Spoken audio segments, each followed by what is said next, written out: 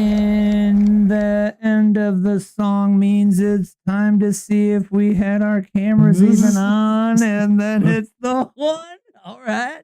It's the two. Hey. All right.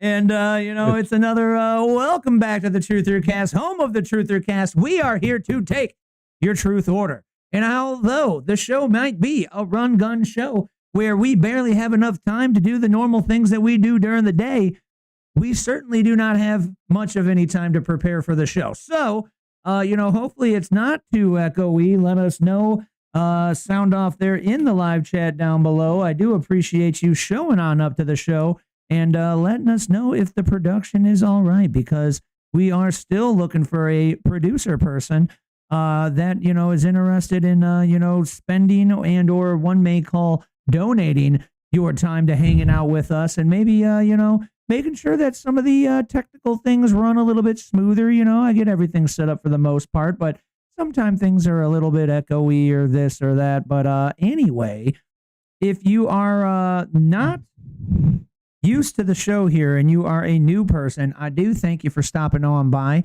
We are attempting to not just be two more dudes out there on the old internet bitching and moaning and complaining, but, there's a shtick. That shtick, though, not very complicated, but it seems difficult and tricky to some that have not done it yet. That shtick, folks, is to build yourself a better news feed, but more importantly, help the others around you to build a better news feed. I do believe, Daniel, call me crazy, if there were more truther tribers helping others build a better news feed, more people would have known about Charlie Kirk before his assassination, and I would have heard less people. Did you get this? People come up to you and they'd ask, "Hey, did you know about Charlie Kirk before all this?" And I was like, kind of like my hobby job, but yeah, I knew about him. Why? I had no idea about this man. And then like, all the videos I've seen now, like, oh my gosh, he's amazing. Yeah, unfortunately, key word was. I mean, he's still, his spirit, that stays with us is still amazing. But yeah, now he can't keep being out there doing the amazing work. Maybe because we're not paying attention as much as we need to be, even though it sucks.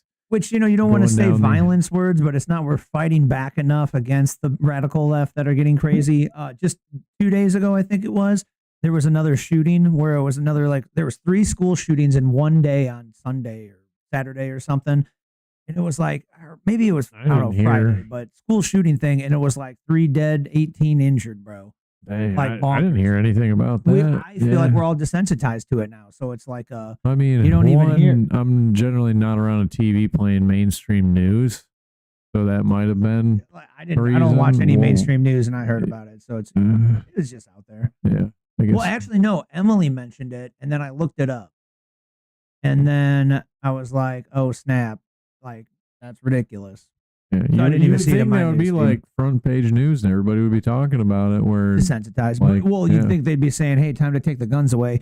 But anyway, folks, you want to help those others, the friends, the family, the, people in the middle that maybe you kind of foe with once in a while, but they're open to trying to get awakened, by having a better news feed. You want to help them out too, folks. So hang on out here. We're going to be going through last week's news informational tidbits that the lamestream media is not, really telling you, or they're lying straight up about it. Like, do you think like CNN's covering Letitia James getting, indicted on, mortgage fraud? Like they might not be covering that one. Do you think they covered, TrumpRX.gov, where Trump's going to be lowering things 20 to sometimes maybe sort of kind of like all the way up to maybe 1,000% discounted for Medicare, Medicaid, and everybody's life's going to be better from this. No, they're probably not covering that, right? Probably not fiercely, at least. Not copiously, you may say. That would be another good word for it. So you hang out here, folks. You share that show, and you let them know that, all these other people, they need to be followed, right? So you just grab their kind of phone and, you make a Rumble account with their Google account, so it's easy to sign in, and then you follow us. But, then, on Facebook or, Twitter, X, whatever you still call it, you could follow the people we'll be highlighting today. And if you need some help, you go to the website. It's truthercast.com. You go to the resources tab, and then I've got a recommended alt news creators list right there for you to click on the little buttons or maybe copy the name, search it or something. But if you're not familiar with these people, definitely follow them yourselves, but help somebody else out this week, man. Help them out. Help them build a better news feed. We got Wilkinsane in the chat. What's up, Wilkinsane? Thanks for coming on back here. She says, well, I'm sure they are saying take the guns away. I know, right, dude? If you want to support the show, we got the Truther Tribe. You can sign up for the Primo Squad over there. It's pretty low cost, but if you're looking to make it even cheaper, you can use that promo code Better News Feed. That'll get you a little bit of a discount dealy, Bob. But Mr. Dan's going to tell you the free way to support this show, man. Yeah, nice and cheap, easy. And it brings that realization to those that Scott was just talking about that might need some. Pretty easy. You just click this little thing called share. Then you might have to click another time or two, and all of a sudden, all the magical algorithms and all the coding done by all the nerds out there sends it abroad for other people that you're friends with and maybe not friends with can then see the info. And realization and a better news feed can thus be spread. Oh, yeah. It never gets old. Absolutely. Never gets old to let people know. You're not a hoe, right? Isn't that how it works? If you share a show, you're not a hoe, right? You are forgiven of your hoe-ness. So you're a hoe until you share the show. Yep. I think that's how it works. Yep. It's not our rules, man. It's Andy Frisella's rules. So yeah, I'm not the one who made you a sinner. We're just the ones that are giving you the option to seek forgiveness. But share that show out to somebody folks. Much appreciated. Much appreciated. Hang out in the live chat. If you're watching this on the replay, you can comment stuff. But it's more fun having you here live, and you can tell us what you thought was interesting from last week. What needs some more, highlighting so that, the people can get the awareness. Because, around here, Mr. Dan was saying, we believe the awareness brings that realization, folks. And the realization right now is that, my goodness, man, there's just too much winning. One might even say Hillary Clinton had some awareness this week. Yeah, that was a big surprise right there. Right, dude? Absolutely bonkers. My socks about flew clean off out into the atmosphere. They almost broke the firmament. Not the firmament. So I think I got the clip here, folks, so we can just jump on over here to the locals community, which is it's broken, so it's more fun when it's broken. Give me a sec here. Locals is a, more semi-private community that's not censored by the big tech oligarchs, the ones that are trying to keep the news and information from not actually being heard, the real truther news, if you will. The other adults that are trying to tell us adults what we can do with our lives. Like we're not grown individuals that can choose what we do. A grown adult, man. So over here in the locals, you can hang out for free, check out what we're posting throughout the week. And if you would like to chime in and comment below those posts, or maybe post an idea of your own you think that we need to cover on the next week's show, that's what that Truther Tribe Primo section is for. So definitely check that out. But we got a banger coming in from one of our favorites on the show here. Great friend of the show, the Benny Johnson. Yeah. How many million Americans do we have? Is it 300? 340, 50. So. Yeah. That's still a decent amount of the population. He's got subscribers. Well, this is good numbers for like an individual news outlet kind of thing, bro. Yeah. Kind of crazy to think about. Very good numbers. Very good. Very good. Yeah. But Mr. Benny Johnson's probably going to kill us with the intro here. But I said, the programming breaks down as Hillary Clinton commends Trump because he just can't stop winning and ending wars around the world. Why is this man that brings so much hate to our hearts, makes me so hateful. I hate him so much, yet he just seems to bring people to peace. Like he just seems to bring these countries together. It just makes me filled with so much more rage. Oh, maybe that's your TDS flaring up again. I can't believe that's actually doctor diagnosable. No. Where did you hear that? Maybe they were. No, maybe they were being sarcastic, and I didn't pick it up. It was one of the main people. I thought it was Crowder that was talking about it. Get out. Somebody was sorry. I guess it might have been sarcasm. If it was, they did a really good bit, and I guess I didn't pick it up because it was like that serious. They made it. I guarantee you that there's a jack in the chart of therapists that got to deal with people that just like can't get Trump out of their head. I guess when like there's facts about the man, like he's not convicted. Right. And if you were to have somebody there and you go, read the headline here. Before the show, you were saying, who said that? J.B. Pritzker? Oh, yeah. His response to Trump talking about how, putting his name in the news recently, and reporters are like, are you worried about Trump coming after y'all? You're like, are we really going to take the convicted, like, how is a convicted felon going to tell me that I'm breaking the law? Yeah, character He's a attack. convicted felon. Yep. He's which is also even, red herring they call it or some shit. Yeah. I forget the terminology. Either way, just ignorant. Just ignorant, dude. Ignorant. Oh, it's so stupid to watch that man just blatantly lie to everybody and then spread the narrative. And then that's like, we all think our ideas are correct. Nah, I'm positive our ideas are correct. Yeah. Well, I feel like he's a literal cartoon, like caricature kind of thing. Yeah. He is. Let's check out. If Cartman was a real life, that might be Cartman. No, right? Yeah. Baby, can't you see? There's nothing else for me to do. Hopelessly devoted to you.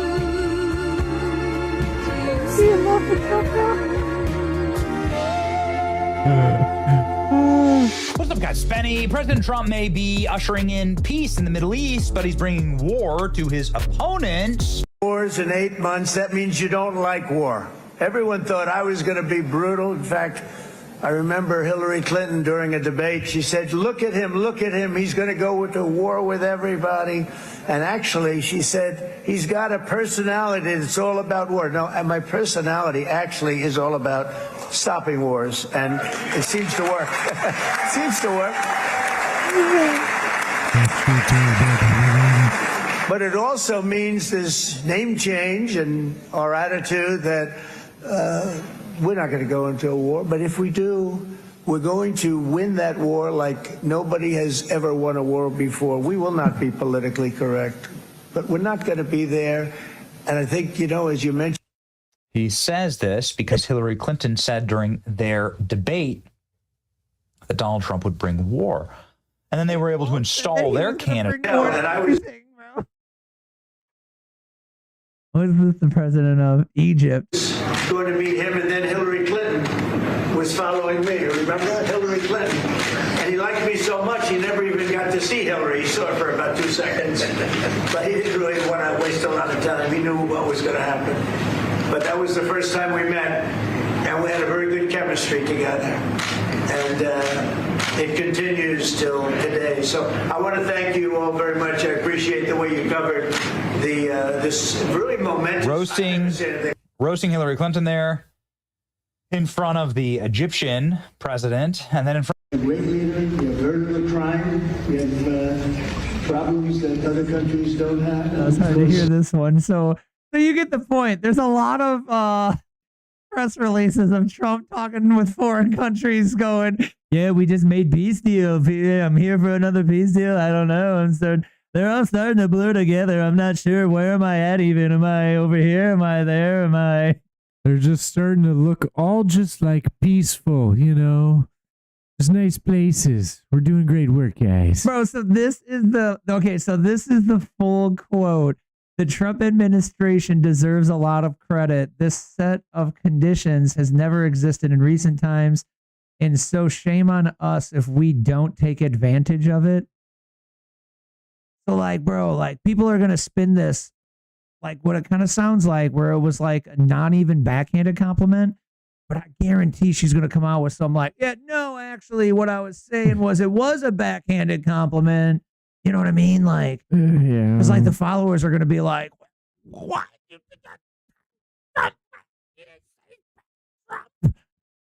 Yeah, they're gonna. She's gonna have to they're backpedal and be like, yeah, so you're right, bad Trump, shit, bro. So much winning, her MK Ultra wore off, bro. Like, if I could just add, if I could just add, because I think it's important to put the context around this, as Condi did, with the dismantling of Hezbollah, with the successful attacks on Iran, and with a new regime in Syria that is looking for some kind of accommodation with Israel. This set of conditions has never existed in recent times. And so shame on us if we don't take advantage of it. And also, it should encourage the regional powers to see it as an opening that we've never had before. Never heard her that conciliatory. Maybe she's worried about being prosecuted. I don't know. So who's this Hillary Clinton? Was encouraged by the events of the last several months. First of all, the NATO commitment by individual member states to increase their defense spending is commitments that now have to be followed through on. The willingness of European countries to support Ukrainians. I think all of that is a very good signal that there is beginning to be a better understanding, both by the president and the people around him, as well as by the leaders of our European allies, that there can be common ground amongst us. And the kind of dismissiveness that we saw in the first Trump administration has been replaced by a much more obvious working relationship to the good of European security, transatlantic security, and hopefully Ukrainian security. So She says that she's like, Hillary Clinton praises Trump. Hillary offers unexpected compliment to Trump over Gaza peace deal. Wild Trump blast. very interesting, man. Very interesting. It's like, dude, too much peace winning.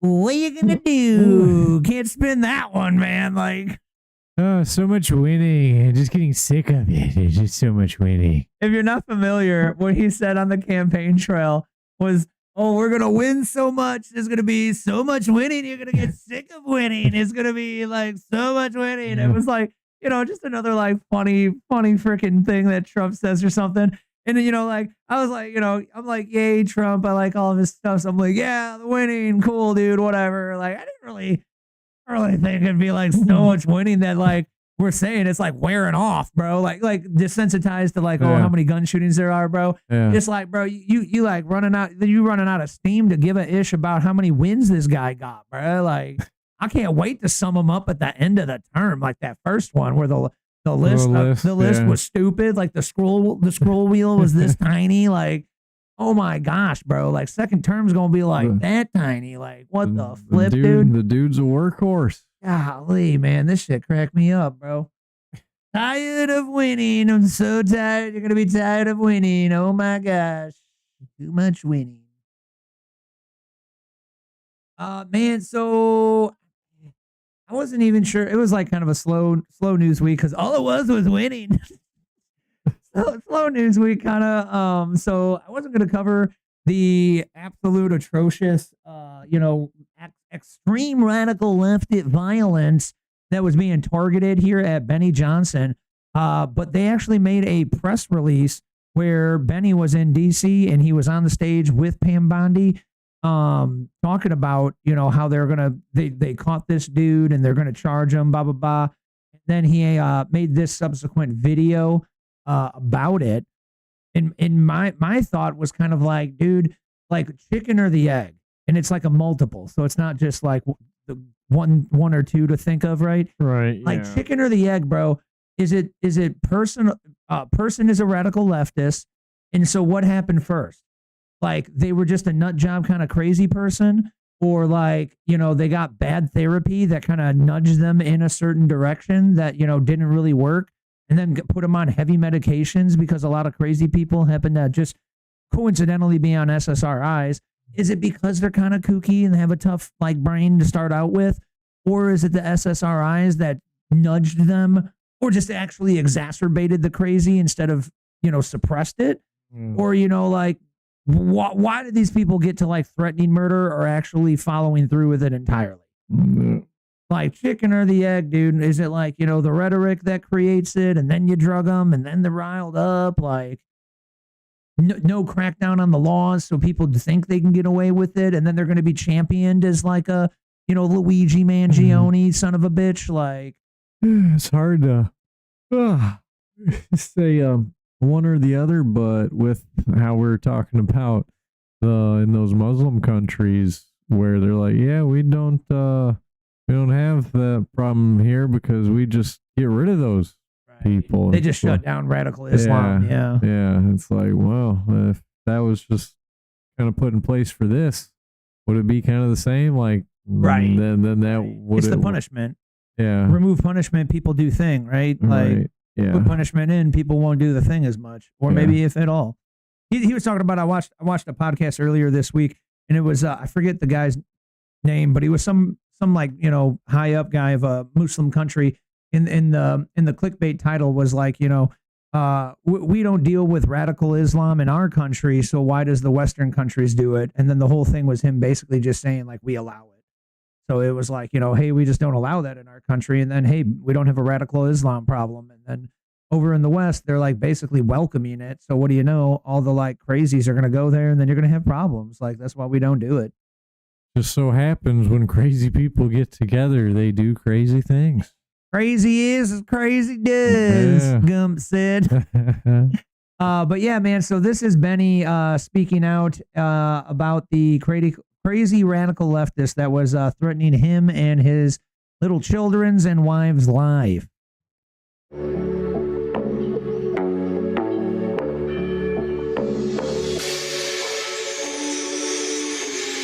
What's up, guys? It's Benny. This is a video that I hoped I would never have to do, but here we are. The DOJ has arrested somebody who was trying to kill me, or at the very least, they said they were. And when somebody says who they are, you should believe them, especially in instances like this. I'm kind of tired of seeing my president get shot in the head, my best friends get shot on a live stream. I'm tired of watching children get killed praying in church.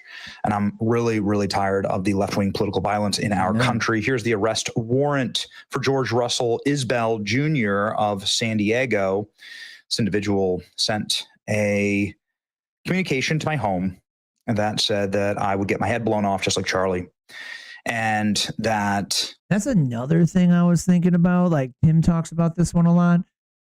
So I think another way that they were able to like easily be like, you did thing illegal, we arrest you, was because he did it by paper mail. And there's laws about like, you can't send death threats through paper mail.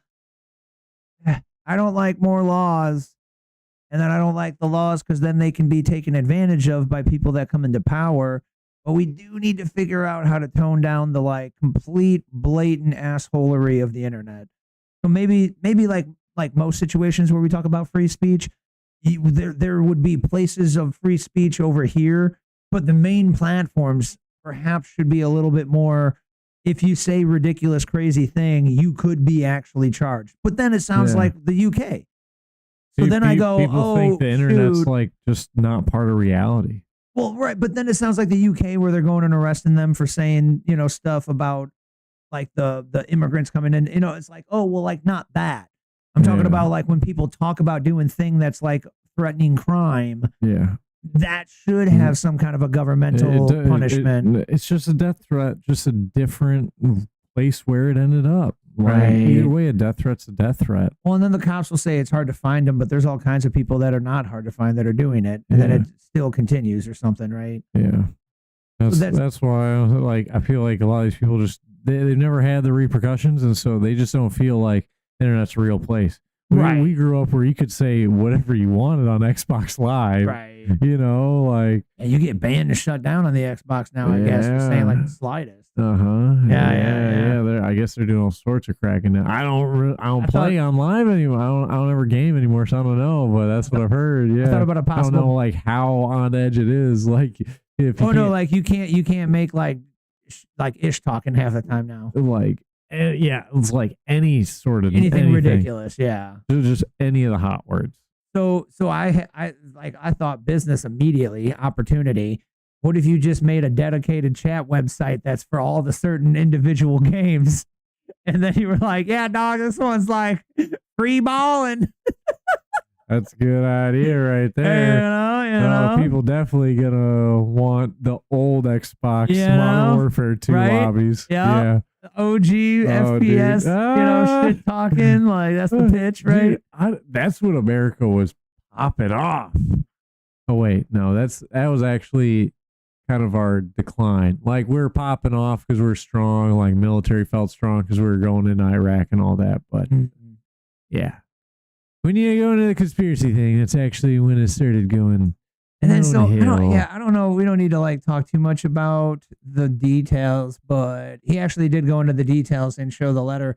But the guy was like literally talking about like decapitation, and then like, I'm gonna do the same thing that happened to Charlie to you, and then by the way, I'm gonna do this to your children and your wife as well. And like, what? Now, see, make threats against me as a man. You make threats against my wife and kids like that.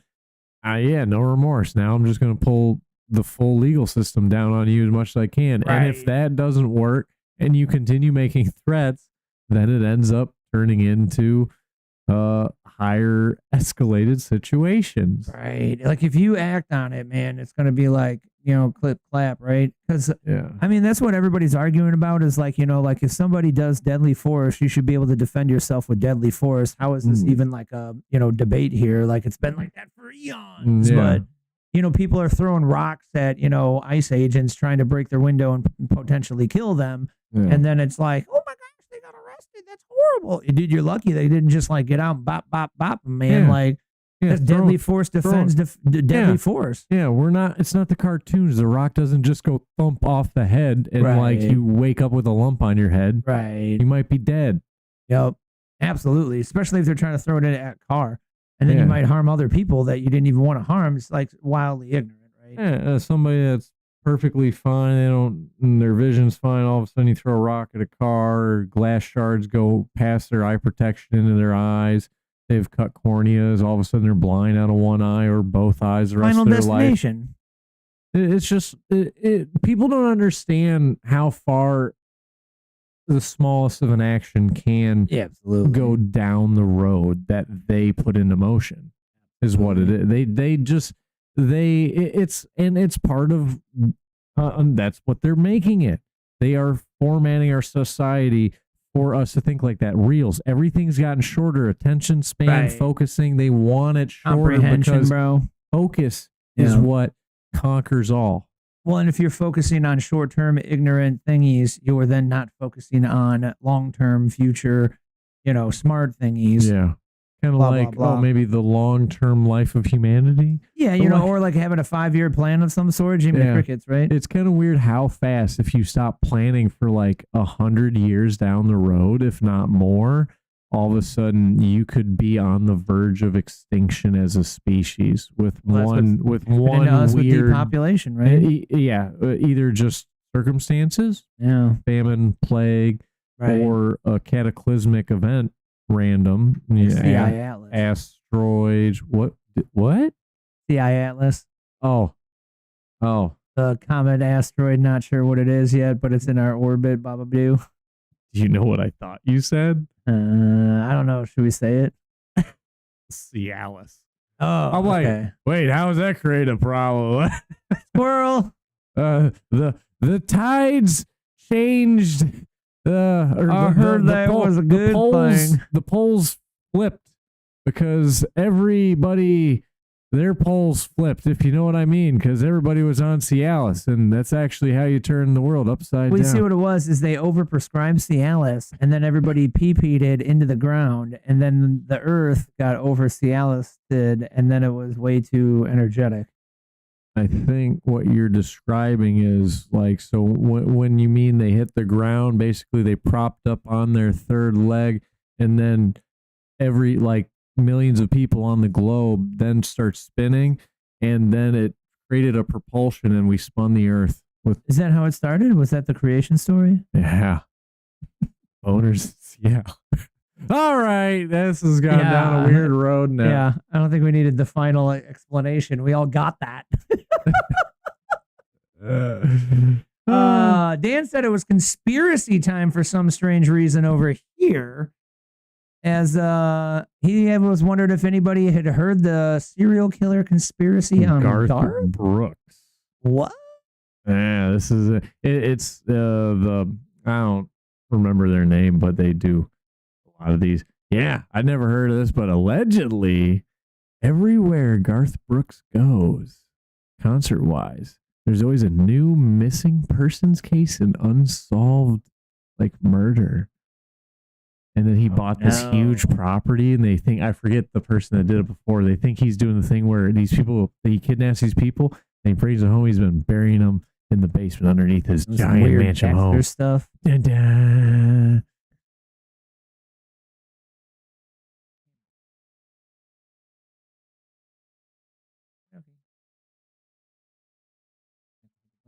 Garth Brooks. Somebody has taken all of Garth Brooks's tour dates, and every tour date lines up with a missing person or an unsolved homicide. Every place he's ever been. About 120 missing persons and around roughly 90 unsolved homicides. So you'd have to figure out like something stats, like somebody else. Somebody's like, just bored with their off time, and they did all the following. like to make sure it's not like, legit or something, like what are other people, stats, like aren't other people going to the towns too? Like, yeah, but I mean, that's why they did the digging and found out every place he's been to and toured, there is a missing person case. No, but you could say that about other people that toured the same place.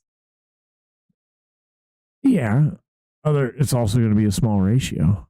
And they're also not spotlight, so also it could be not Garth Brooks, and it could be like his somebody manager. It could be somebody just like, in could be the team. roadie. Yeah, could be the bus driver. Right. And I am telling you, the man is a monster. He moves to Nashville. He's working at like the Boot Barn.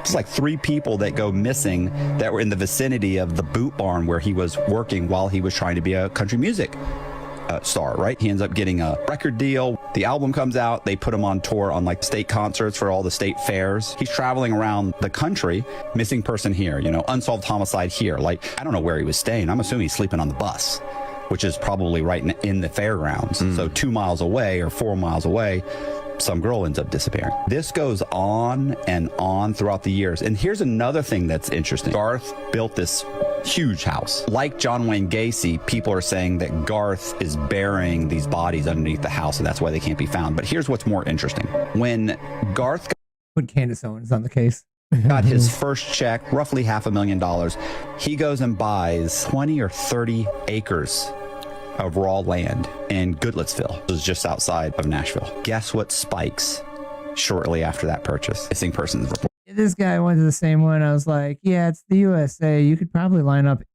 missing people to any band or tour or act a celebrity because there's just so many effing murders. Missing persons reports around that area? Yeah, of course, in Nashville. That's where he's living. The man himself, Garth Brooks. Somebody has taken all of... Oh, either way, more of the story. Pay attention and speak up when you see weird stuff happening. Because you see this one? What's crazy is Kevin Costner plays a serial killer in a movie called Mr. Brooks. We always find a movie that didn't. Oh, it's telling us the thing. Like the Charlie Kirk. Yeah. Very interesting. I like that guy's name on it. The Illuminati. Good spin on your name, right? children's play right here, man. I like puns. But yeah, that was just a fun little thing of entertainment there. Yeah, you never know. Garth Right? Brooks might not be just the peachy country guy you thought he was to be. Dun dun. Either way, America's got too many murders. We need to keep an eye out, make sure our communities are safe. You know what else we got too many of? Members of Antifa. Yeah. Because you remember they're getting knocked down though. Daddy Trump recently just declared Antifa an official domestic terrorist, right? Yeah. Almost like it's not just a concept. Almost like it is real. Yeah. Right? So I it's mean, officially a domestic terrorist, right? I mean, the people with the Gadsden flag and whatnot were claimed domestic terrorists when Biden was That was in office, alleged. so- That was like a leaked thingy. This one's like Trump came out and said, like, Yeah. The other one was just the FBI meetings and emails. Right. That was during the Biden admin. Yeah. We all got reports of allegedly on the inside they were considering anybody who was basically a Christian or a freedom supporting American domestic terrorist. Yeah. But I thought this would be a good time since we've got Antifa being officially declared a thing, because if it's a domestic terrorist, it must be a thing. You know, if you got something that has organizations around the entire world and then they get together and they have plot and schemed to do protests and plot and schemed to do riots, and then you have NGO money flooding in to fund them to be militant, pretty much a thing. But I thought it was a real good time to bring up our moron montage of the week. Moron And remind us of the time where all of these moron, Democrat, puffed, left extreme radical talking head Hollywood type people tried to convince us otherwise. Antifa. This is an entirely imaginary organization. There is not an Antifa. Like, I don't even know what Antifa is. There is no group. It's not even like far-right groups like the Proud Boys and Oath Keepers. Compared to right-wing extremists, Antifa-linked violence is rare and limited. It isn't an organization. Which, by the way, Antifa violence is not rare and limited. Definitely not. However, I've heard, allegedly, from Mr. Tim Pool, who's pretty educated on this stuff, that officially, up until this current administration, they were classifying Antifa crime and murder as right-wing in the stats. So that's crazy. It is in many ways mythology. It's not like the Proud Boys or the Oath Keepers, sort of defined terrorist organizations with leadership that leads violence. It's not a highly organized movement. It's a moniker. It's not a unified group like the Proud Boys are. Things like Antifa are things that are thought up. It's all in this guise. It's almost like they're reading the script, Dan. They sure make sure to say the same words. We got a Project Mockingbird situation going on here, I'd say. I got a Project Bunch of Dumbasses situation happening. That's why I call it the moron montage of the week. Of going after Antifa, which is nothing. There's no organization called Antifa. Nobody's a member of Antifa because it doesn't exist. They are just declaring into existence something that doesn't exist. There is no Antifa organization, so maybe that's good for social media, but it really is non-existent. They exist on the internet in chat rooms and in 4chan and Discord and places like that, where they run discussion boards, trade tactics, documents, things like that. But none of them are called Antifa. All those people owe me $100,000 because I'm way hyper, apparently more aware than they are. Bro. I mean, that's why you got to share shows like this, dude. And then like the big ones like the Benny Johnsons, the Tim Pools, the PBDs, and start building yourself a better news feed, man, because like, man, and if you know people watching these kind of people, that's why they're ignorant. That's why they ain't got the awareness yet, dude, because like, God bless America. I don't even know half these blokes anyway, man. So whatever show like some people's is watching or some shit, man, I don't know, man. God bless. But Yikes. I bet all their numbers are hemorrhaging, but somehow a lot of people watch them. I mean, there's a lot of people that don't have internal monologue. I love that. So you go back all the time. Dude, it's like it's like a big thing once I found that out. And then you know how you can imagine an object in your head, like in 3 dimensions, and spin it around, and then think about like which area that would fit into thing. People can't do that either. There's people that can't, like they don't talk to themselves in their own head, and people can't imagine a 3D image model. That's like normal. That's like just like breathing to me. I would have to say those have got to be the NPCs. I mean that's the lack of better terminology. If a person can talk to themselves and ask themselves questions, that makes sense. Are they those videos of people going in like to the laundromat and they go, you've seen the ones, it's just total random acts. They just go into the random person on the street and they're like, yeah, you seen the game yesterday, Larry? Wasn't it great? And this random dude is just like, yeah, man, they were up 10-0, you know? He's like, yeah, them Gators, dude, right? And then he goes walking off. He's like, it's like the complete wrong season for the team, like this and that. Like they say things to these people and they just are like, oh yeah, just like interactions in a Sims game or GTA with the random people on the street. It just random. It like you just bounce things off of them and they don't really do anything. Yeah, they just like yeah. They might give you the reply back, but there's no like. They don't seem to care. They're just part of the experience. They don't do anything for it. They just absorb it and reflect back. And that's how it's got. If you can't talk with your brain, what other options are you left with? Talk with your hands. You can talk with your hands as well. To interact. If you can't say to yourself, this person might be lying to me, how you just then, I would imagine you just have to then like, yeah, what you're telling me is exactly true. Sounds good. Okay. I am now up to date with what's got to be 100% truth you're telling me. And that's why communism... Because you didn't tell me it's a lie, so it's truth. And that's why communism called them useful idiots. Yeah. It's mind-boggling. Yeah. And so that's funny. You made a great analogy there because actually I used to kind of use that as a misdirection when like a conversation would get awkward. I'd say, man, you know what's crazy, man? I turned the TV on last night and the Cubs lost.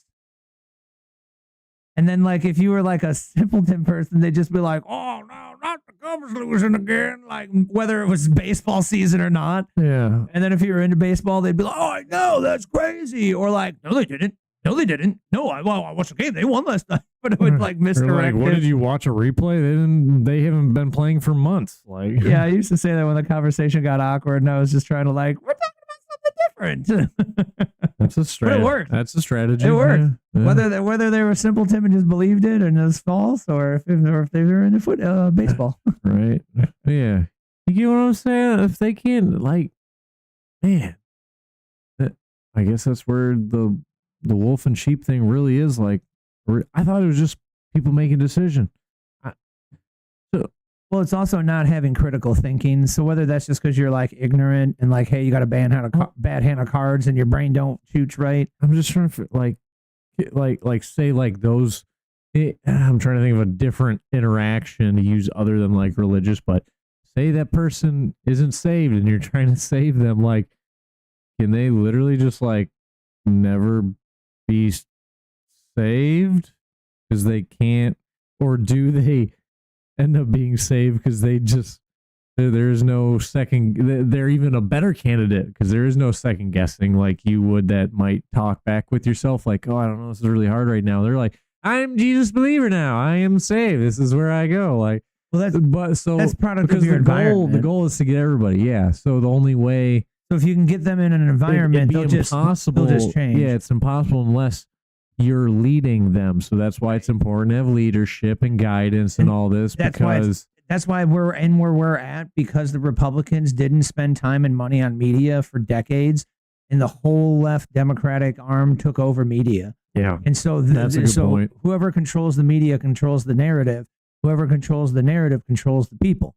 Yeah. And then now that we're taking that back with new media, and the millennial generation has gone stupid on the internet with making alternate content, and people like you could find at the truthercast.com and go to the resources tab and go to the recommended alt news creators. We're kind of taking back the narrative, Yep. right? Yeah. And then we see now culture is changing, right? So very interesting, right? Yep. Always shifting. It's always a battle of where you're pushing it to. Like we were saying, you gotta bring back bullying, because bullying, like, a lot of people think it's just trying to harm kids' feelings, just trying to hurt people. Mm-hmm. Bullying, as long as there's borders, was just basically like a good parents keeping a family from not doing what they wouldn't normally do as a family, like just rules you abide by to keep a healthy family, kind of per se type situation. Well, it's a catalyst to do things or be a certain way. So extreme bullying's not good, right? So that's what I'm extreme saying. bullying That's what I'm saying. Like with borders, right, that harms the kid physically or mentally, but bullying kind of got a lot of people to get their ish together and grow up and I'm gonna stomp out the bully in the world. So a good way to think and visualize it would be, we're bullying for the better. We're bullying to keep our Put culture it on the campaign sign. I'm in. Yeah. You can't. I mean, one, you kill them with kindness. Like, you make your culture so great, they just want to come over. Mm-hmm. But then those that are really trying to be the reluctant, I'm the opposite. That's where everybody's going. So I got to go the other way because that's. That's what entrepreneurs and stuff normally know is like the way you want to go is not the way most people go. Right. But if it is just actual good culture and that direction is for the good, then you actually got to flip your poll. Are you saying we should nudge people? Just like a gun, bro. It's okay if you use it for better. good. Yeah. Just like money. It might be the root of all evil if you use it for evil, right. But the only way we can combat those rich oligarchs, the rich billionaires, as Benny would say, is fighting back with money. It's a tool. It's just a tool. And then use the money for good. Everything's a tool. Yeah. Yeah. 100%, bro. That's what Elon Musk thinks he's doing, even though a lot of people try to bag on Elon Musk and yada, yada, yada. Yeah. Yeah. That's what he think he be doing, man. Yeah. That's, bully culture into where we want it. Right? Yep. Just proper nudging. Bullying for the better. Yeah. Bullying for the better. Bullying is like, see, I feel like because men, you know how we are as guys. I mean, the ladies listening, you might not understand, but some probably understand if y'all have husbands and been married a while. Like we guys are cool with each other when you talk shit to each other, when y'all can knock on each other a little bit. That's how you know you'd almost think some randomers like, oh, they're being so mean with each other. Sounds like they don't like each other. Some people have wives that literally do that as well. Right. And you just go back and forth with your wife like that. Right. Yeah. So, okay, it's good it's seen as good in the friend group. So we got to do that that's the bullying. We got to do that type of bullying with our careful culture. Because you're talking about being an Andrew Tate, and then you might get a country that tries to make up allegations about you being a human trafficker. Yeah, right. Because if you're trying to push pro culture, yeah. Oh, that was in the headlines. That was like a stupid one, not worth sharing. They were running the headline that the bro, what do they call it? The broverse. Shit. Yeah. Yeah, the broverse or whatever, right, was turning on Donald Trump, and then they were trying to bring up the Theo Von, where he was like, "Oh, kind of like keep me out those deportation videos and da da da." Yeah. It's not nothing about the broverse turning on Donald Trump, bro. That's like, no. That's like the silliest. Like, how did you connect to these things? And then there's a few other ones they were trying to cite, and some of them I was like, well, they were never like staunch Trump supporters in the first place, bro. Like Rogan's been being a dummy lately and just saying stuff where I'm like, bro, did he finally cave on like losing libtard friends? And like he's like, I want to redirect now because it's popular to be kind of like righty and pro like this and that. Bro, he's saying something about like, I can't believe that we're doing all these deportation things. Like it's like heartless that we're just gonna like, you know, take away these women and the children from their families. And it's like, and so my girl's yelling at the screen, you mean other than them not taking the deal for the $1,000 on top of the paid flight back home? Yeah, other than that, we're so mean to deport all these people. You, the Tom Holman. Do you feel bad about pulling the families apart? Or however she mentioned it. No, because we don't have to pull them apart. We can deport the whole family. So they can go back too. Yeah, we can deport the whole family. Like, oh yeah, see, don't have to separate them. Just kick the whole family out. Yeah, no, you're not kicking the other ones out. You're just offering them another flight home. You know, like the funny analogy of this one is like, it's like having it's a Uber, a nice Uber now, or a slightly less nice Uber later. Right. It's like having a friend that comes over and says, bro, I just got kicked out of my place for whatever reason. Can I crash on your couch? And you're like, bet, no problem. But then the guy wakes up in the morning and eats your leftovers and you're like, shit, I was going to take that for lunch today. Okay, no problem. You come home and your beer's empty. You're like, I wanted to drink a beer when I came home tonight. What the hell? And this goes on for a few weeks. And eventually you're like, hey, buddy, all right, cool. Hop in the car. I'm going to give you a free ride home. I don't know where that is, but I'm going to drive and we'll find you a different home to go back to because this one's not working out, man. You're just taking all of my resources and not putting in. Yeah, that's no fun. We don't like stuff like that. It's no good. No freeloading here. Speaking of freeloading, yeah, I think that I don't want to let the Bad Bunny guy freeload in my rental space of my mind during the halftime show. Yeah, or just the fact that Bad Bunny's going to be on the halftime show, and what does that mean for NFL and who runs NFL and what the NFL we know really the answer is. to that because the NFL is actually the max human trafficking day of the entire year. So figure that out, and it's in a zone of a perhaps satanic worship couple days. So like call that crazy. And yeah, it bounces around, but it stays around those kind of time frames. So if you don't want to let this man rent space in your head during the halftime show, you may want to tune into the Turning Point counter show. So I guess it's like official. And they like officially posted and said that they're going to do a halftime show thing. They didn't confirm Creed, but that's the joke that everybody said was like, dude, bring back Creed. Yeah. What if Turning Point USA actually had one of the only like open Christian rock bands that was huge? Well, Creed was played the Super Bowl like 2 years ago. Yeah, we all see the clip of like the doves flying around and 2 years ago. Creed? No, it had to have been a while ago. It was, look. I'm pretty sure it was the like 3 years ago, I thought. Beep, bop, boop, bop, beep. Creed has never played the Super Bowl halftime show based on a review of NFL. What? Oh, you're thinking of their infamous 2001 Thanksgiving Day halftime show, not a Super Bowl. No. I know what it was. It was a commercial that Creed had in one of the last halftime or Super Bowls. No, it's this. No, it's not. Yes. No, it's not. Yes. You're thinking about something entirely different? Yeah. But this is the famous one that people show the clips of. That's for sure. It was a commercial.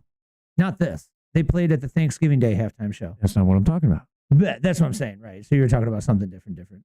Well, obviously, it's not matching up with that. Gotcha. But it was something like looked like a halftime show or something. Like they play like a little mini music video like commercial. They basically like had a performance in a commercial. What if that performance was actually this one? It wasn't. Okay. No. How do you know? Because it was 2 years ago. Right, but they could have just been showing clips of that. Yeah, rewrote it. No, it wasn't. Okay. Everybody was talking about it was this whole new Creed thing, and everybody's going crazy for it. Everybody was talking about Creed being in the commercial. It was who, if I could remember who was playing, that would help. I want to say it was the 49ers and the Chiefs. Oh, it was also a football game? It was the Super Bowl halftime. Well, it was Super Bowl. It wasn't the halftime show. It was the commercial you're in likely the Super. It was during Super Bowl. The commercial you're likely thinking about is Paramount Plus Super Bowl 58 ad from February 2024. Yes. A couple years loosely. Yes. It featured Creed performing their hit song "Higher." Yes, that is it. Part, the spot, but then it wasn't real. It was just a commercial. Yes. What? But then it was clips from the original Thanksgiving Day thing, because that was the one that was famous. Is they played "Higher" here. So that was what I was saying. Is they just like used nostalgia bait people into watching the Super Bowl, even though they weren't going to play. So they took like a clip or two from that back one, but it was an entirely new commercial. Right. Yeah. That's not what I was saying. I was saying they just took the old footage from the thing. Play the commercial. It's obviously there. Tell Grok to pull up the commercial. Play it.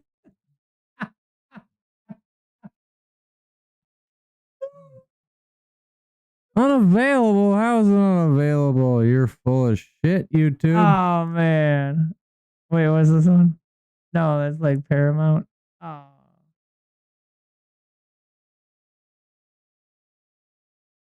Give me the commercial link.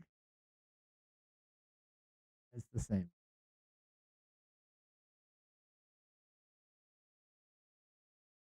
What was it? Paramount Plus, it said? Sad. Oh, and he has. Think of it. What are the. God, not this video again.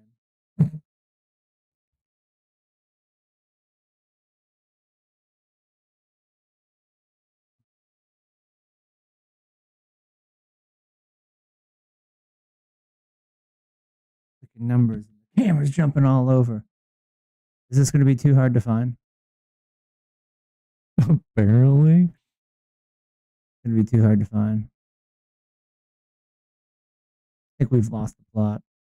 Did they really like take it down or something? They for real took that down, bro. Creed was like, yeah, nah, dude. Yeah, the video link wild. was taken down. Nah, bro, it never happened. Justin, you watched it. Chime in. Back a brother nah, up. Bro, Mandela effect, bro. Never happened. No, it definitely, there was a whole room of people. I bet you it was licensing, bro. I bet you they used the content from the Super Bowl, and then somebody said, yeah, no, dude, you can't just grab that and like something. All right, yeah. I bet. Yeah, more likely a copyright licensing thing. Especially like, dude, my dad was like, I want to watch this Super Bowl game Monday, or not Super Bowl game, this Bears game Monday night, and then has to go on like a whole, well, so ABC's not allowed in our area on DirecTV, and then that was on the ESPN, but then it's not on my guide, but then the like Lions game or some other game, like the Bills or something. And that's like going to play at the same time. So like, and I was like, yeah, bruh, it's all licensing. So like ABC's not on the channel because of licensing. And then some games, they even remove the licensing for it from ESPN. Like, oh, dude, that's annoying. Dude, that whole licensing just... Oh, that's so dumb. I mean, so then people just don't get to see the thing. It like makes sense, but at the same time, I feel like it kills the possible... Because then people just don't get to see the thing. Yeah. That's stupid. You got to figure something else out with that crap, bro. But yeah, Super Bowl coming in hot for the halftime show Turning Point. We'll have to see who they book. They get Creed, they're going to be like, book Creed, turning point. I'm old now. Creed always slaps. I think what it was is like it was talked up so highly. A lot of people weren't sure, and a lot of people were just so excited Creed was going to be on there. So it sounded like it was going to be the halftime show. People made it up first. Yeah, people made it up first, and then they said, just like, why not do it? Creed's going to be on the Super Bowl. And it was like, but the Super Bowl, what does that mean? Halftime commercial. And then like why they did it? Yeah, like that's kooky. Well, it's just like people were just like, Creed's going to be on the Super Bowl. And so it was like, wait, they're playing on the halftime show? Because that's what, if somebody said to me, just Creed's going to be the Super Bowl, that's what I'd assume, since they're music and, they ended up being a commercial, which is still great. And then also because they played like half the song, I'm pretty sure. And then also, as we all like assumed that was actually from the Super Bowl, but it was actually a Thanksgiving Day. Well, no, like some bits that they put in it. No, the original one. So the original one wasn't even the Super Bowl either. I thought that was like Super Bowl, but it was actually Thanksgiving Day game. Oh, I see what you're saying with that one. Like you thought the original was. That's what the clips that you watched were from too. They just reused that in the commercial to like try and, what is it, nostalgia bait everybody? Yeah. Yeah, but dude, the Bad Bunny thing is stupid, man. I don't know. Everybody's talking shit about it, and it's like, yeah, dude, I don't know. It's like the dude is definitely like he. Then they had him on freaking SNL, and it was like, I'm gonna just speak Spanish because the guy like barely speaks English. Who? And then the Bad Bunny guy. Oh. And then he was like, if you guys didn't understand that, you have 4 months to learn Spanish. Everybody was like, oh.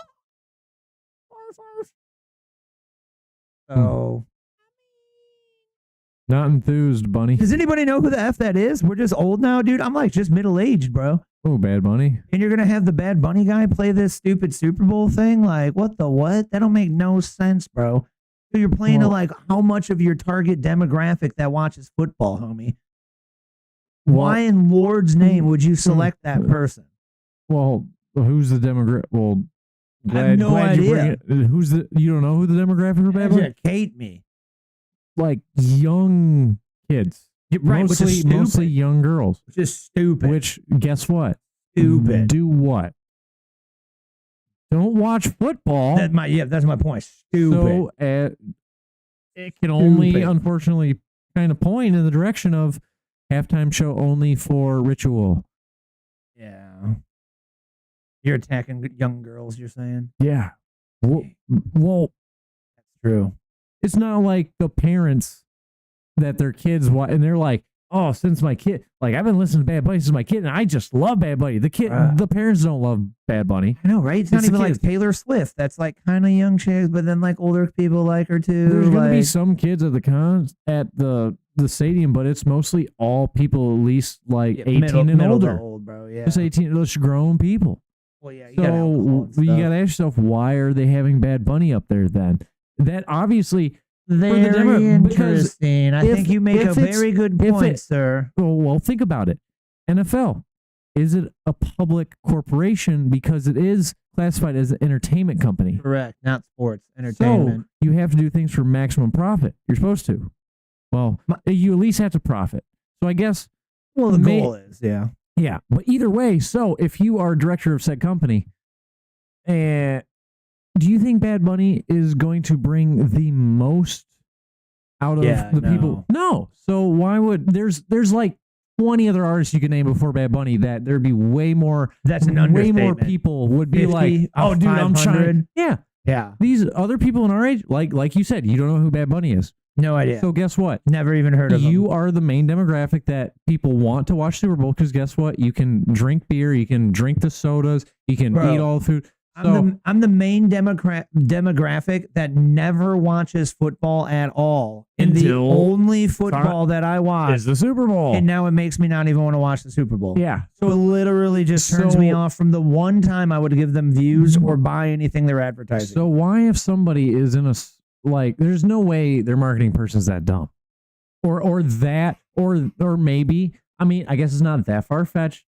Just like the people who make the Disney movies, or that they can't not put in their what they believe into. They Or they that could just one- leave it out. Or that one lady that sent a bunch of Budweiser over to Dylan Mulvaney and thought it was going to be a smash hit. So maybe the director of like this part of the NFL is like Probably. is just like, I just love Bad Bunny. It's gonna be great. AF. Yeah, and they're like, so we have to have people like listening to that. Maybe it's a child that's running it.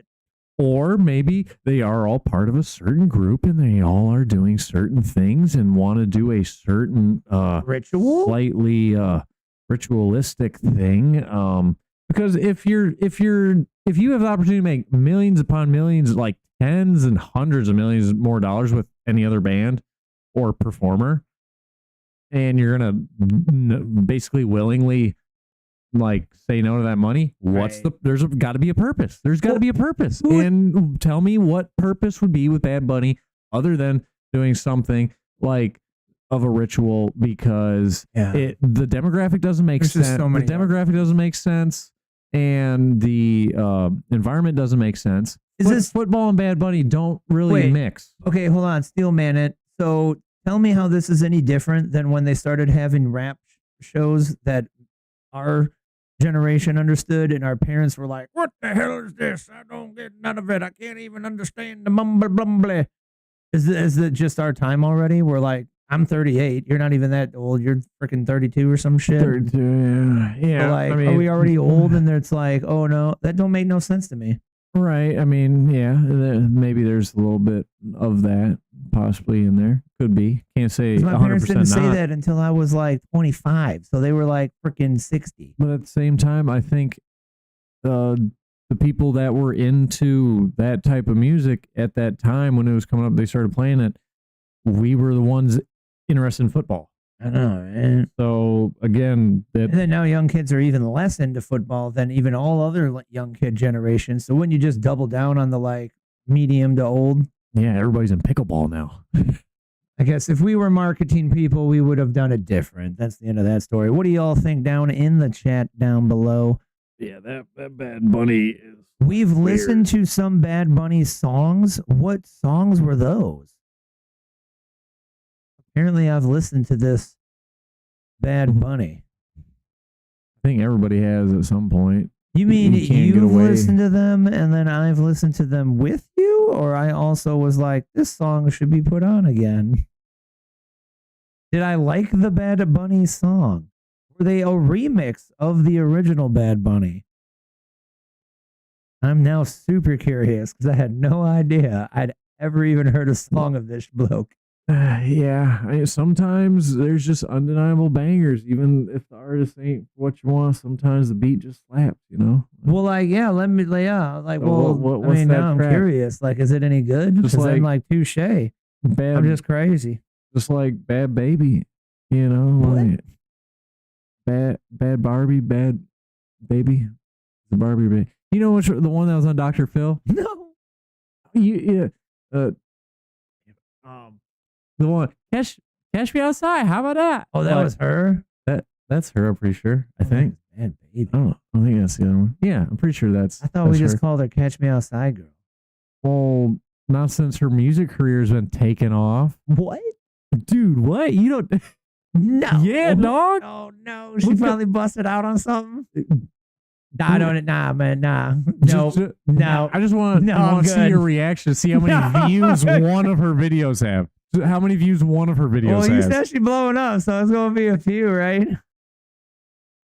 Over 100 I'm not putting million. that into my Google. Over 100 million, dude. Okay, bet. On just one. Okay, bet. Other one, 60 million. There's a lot of idiots out there. Yeah. We called them useful idiots just earlier in the episode. I mean, I can't lie. There's one of them. There's people without It an inner kinda- monologue it where they're kinda like, I slapped. like the song. It's got music in it. And she said words.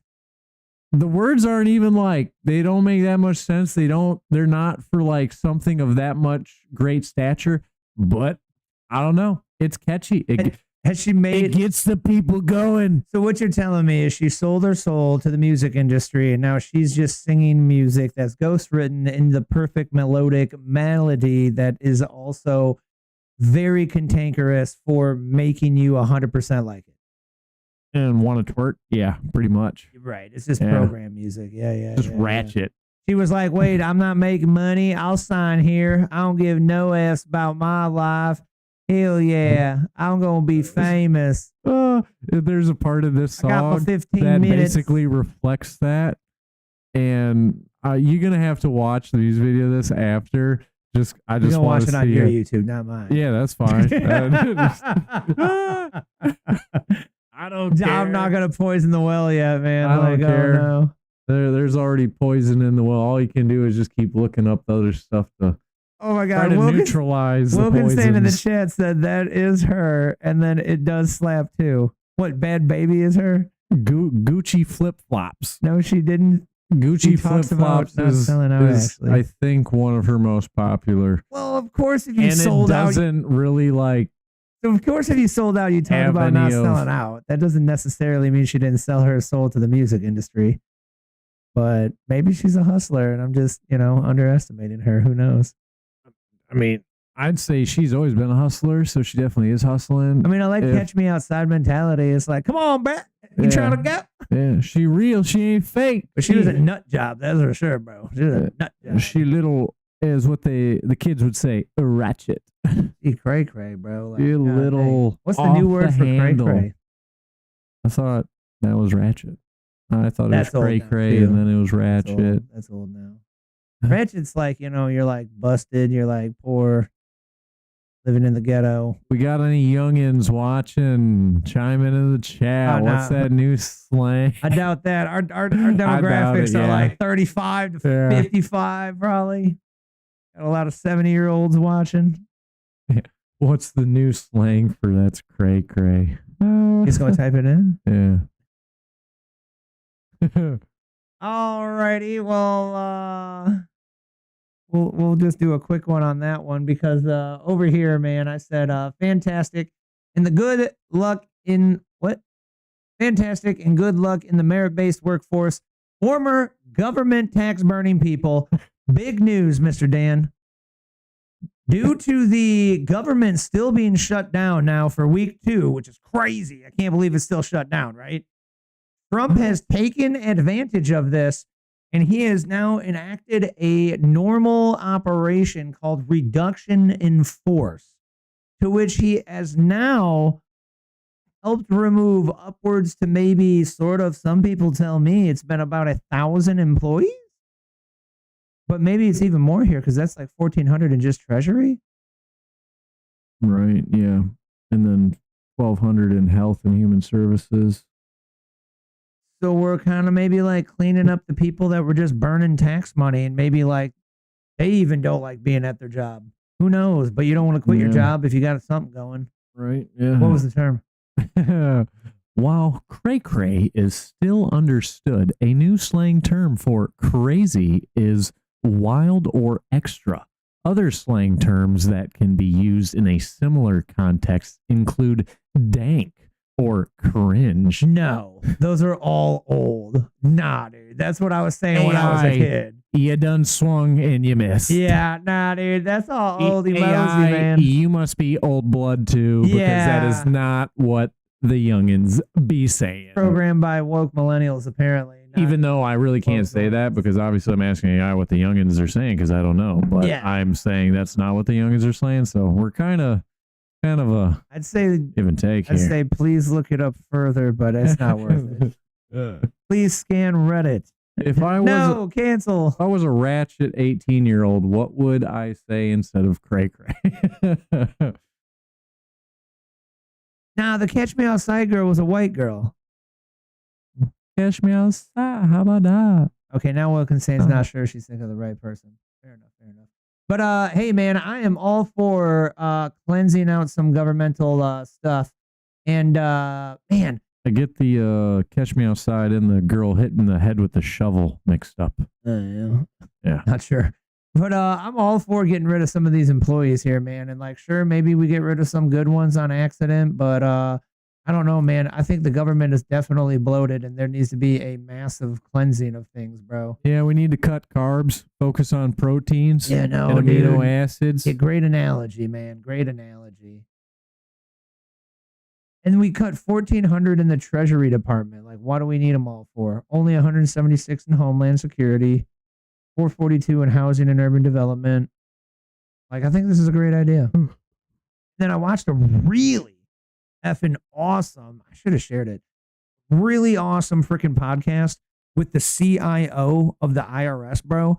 So this guy's only been in for 6 months, and the podcast was a little bit like chill, where like, if you're not really into it, he'd be like, attention, gotta listen, flick away, watch something else, or, like not pay attention. I listened to the whole thing, dude, and it was riveting.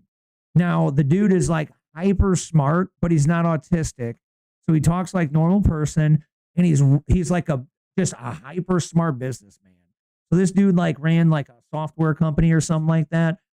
And long story short, he just explains that like in the Biden admin, they bloated the Treasury IRS to like 120, 140,000 or something. And they're back down to 80,000. And everybody cries about getting rid of these people. But traditionally, for the last few decades, it'd been 80,000 employees, right? And then he explains how, we know these things, but some of it was a little deeper details. But these people would get, hired in, and just the way the giant government works is like a corporation. We know here the Truth or Cast is literally a corporation too. But, like functional wise, like a big org where like you can't get fired now, or like your management's not allowed to just fire people. But they then promote them to get them away from wherever the place they not be, or something, or like down their hours, but like you can't fire them, right? So he said, like, what you got to do is if you need 5 developers or engineers, you'd have to hire 20 to just maybe, hopefully you get 5, because you're not going to be able to like get rid of any. Because once you've hired them, you're not going to, you got to filter them, but when you hire them, you don't know if they're super good until like 3, 6, 9 months or something. And I was like, that's ridiculous. So they were just willy-nilly hiring people. We're blowing money on it. And then like 25% or lower of these people hired were actually performative. Like, that's crazy. And then he kept going on little examples of like the things that he's doing right now to like kind of up it and stuff. And what he was saying was he thought that like being CIO, he was just going to like, have to do like tech stuff and make sure like things are working. So he said that 9 times out of 10, the IRS and Treasury are actually an IT administration software function. And the only 10% of the time they're actually collecting taxes. That's wild. Makes sense when you think about it. Right. Yeah. Every single thing has to touch technology. Tax time's only a tiny part of the year, technically. Sure. If you think about it that way. Right. But they're collecting taxes all through the year. But I guess the point was, it's just you actually have to mess with IT 90% more than you would think, It's not just like 24/7 they're collecting taxes or something. For them, it's intaking data, which is all electronic stuff nowadays, which would be IT. So what he's doing is he's the CIO of the entire IRS and Treasury right now or something. And so he's modernizing the system. But his argument is we should actually not modernize it, because what they've been doing traditionally is they take like 500 to 500,000 or like 1.5 million, whatever the project's going to cost. They modernize the one program that's used in the government, and then that's the end of it. This will not have anything spent on ever again. It's made, it's built. But software is not like a car that's going to run for like 30, 50 years if you milk it. Yeah. And so then they go, okay, now that we're done with that, we need to make a new system that's modern, because we already modernized that one once and now it's done. So now we're going to make a new system. So he just went for 2 days to the Treasury Department, where they were complaining about they need help fixing their shit now, because they saw him fix some other stuff. So he goes there and they have over 60 different software systems that are not integrated at all.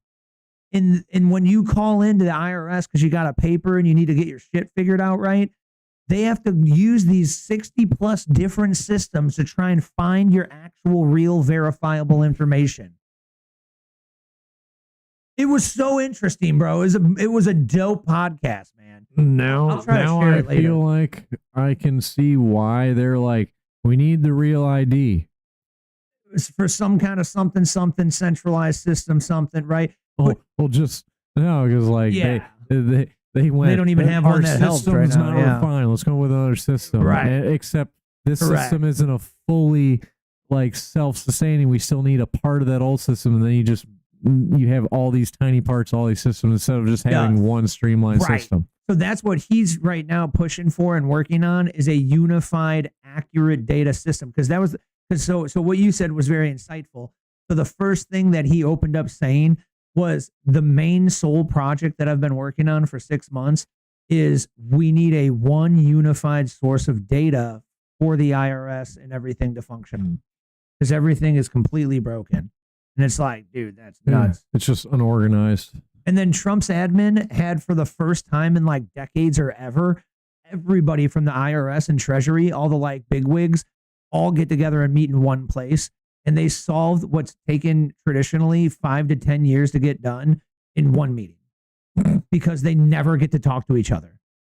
It's amazing because that communication is key. Right. It's a tangled web of corporation where if this engineer needs to figure out an answer, they have to talk to the higher up, that then has to talk to the other higher up, which then needs to talk to the other side's engineering team, which then talks to that engineer. And there's 4 people involved that know nothing about the project question. What was it? For the engineer to the engineer. And I was like, dude, this is why we're all wildly bonkers frustrated with government. John Daly did that podcast with that person. He was explaining to him the process of like getting something passed or whatever in government. And he was losing his mind. I'm like, no wonder it doesn't get done. Yeah.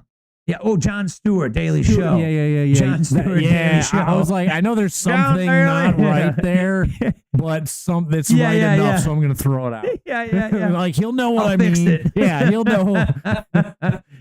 Yes, when he was going over like the bill. I can't remember what it was that they're talking about. Or it was like the funding thing or something. Yeah. But it was just how the government has to basically ask its neighbor, and that neighbor asks its own butthole, and then that butthole asks a butthole on the other side of the planet, and then that butthole's owner has to go through this hoop. And then that guy can only go through that hoop if 3 ago said that hoop was go throughable. Yeah. So just they make it impossible for things to actually get done, but for money to get caught in their nets, per se. And all of that is what we mean when we bitch about bureaucracy, right? And it's like, that shit's got to get cut up, dude. That shit's got to get fixed, dog. That's absolutely It's basically just asinine. Us doing a bad job. Yeah, 100%. And it just, I mean, what's it doing kind of in the overall perspective of things? I guess slowing our advancement of the human race and burning money. Okay, so 2 things not that great. I mean, do we want to do we feel like we're advancing too fast? Maybe we want to simmer down. Debatable, but yeah, just so the other thing, like many funding problems that he would bring up, is that he's now known as the guy that just turns down all of these deals, because they would do like 100,000 this, 500,000 that, $1 million this. And just like the military contracts, he was finding that they were all just like bloating it up so that all the people down the chain would be able to like pocket a few bucks kind of thing. Smidge a little off the top. Like way overpriced vendoring things, like for shit they need to buy, software, basically hardware, like a stack of American craft singles, and they just pass it down, and somebody takes a slice, and the next person takes a slice. Right. Like you only needed to buy 1 slice, but then somebody was like, "Nah, bro, you need 10 slices, bro." Yeah. Because then Tom, Dick, Harry, Lindy, Cindy can over here, all grab a little slice off the top, get some free cheese. Yeah, and there'll still be 3 slices at the end. So man, it was more really than neat. what dude. we had in the original. I was into it, man. It was really cool, man. I can't remember the stupid podcaster name. Let's see if I can pull this up quick. I can't remember the darn CIO guy's name even. That was difficult.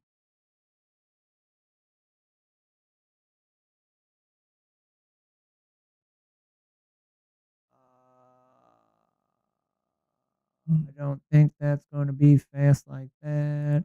But yeah, I'll share it in the locals if that sounds interesting to anybody. Then I'll share it in the locals later, and you can find it there, or on the X. Oh, bang! Right here on the X. If you got an X, I am at Mastash. I'll share it over there too, man. You got a new job. Meme, all of its own. Just a regular dude. So this is Chris Williamson. He makes really cool like documentary things. Let's see if I can. Yeah, he interviews some interesting. Okay, yeah, you know this people. guy? Yeah. Yeah. He's pretty big. Yeah, he's been like doing this for a long time. Oh, dude, another one that he talked about.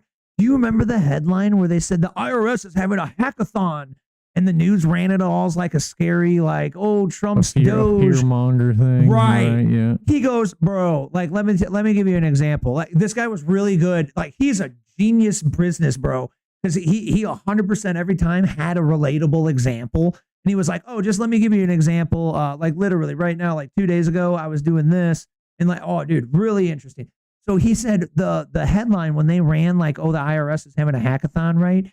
To this day, he still gets bad responses from people thinking like, oh, they were doing a hackathon and that's scary, when really a hackathon is basically a software building project sprint.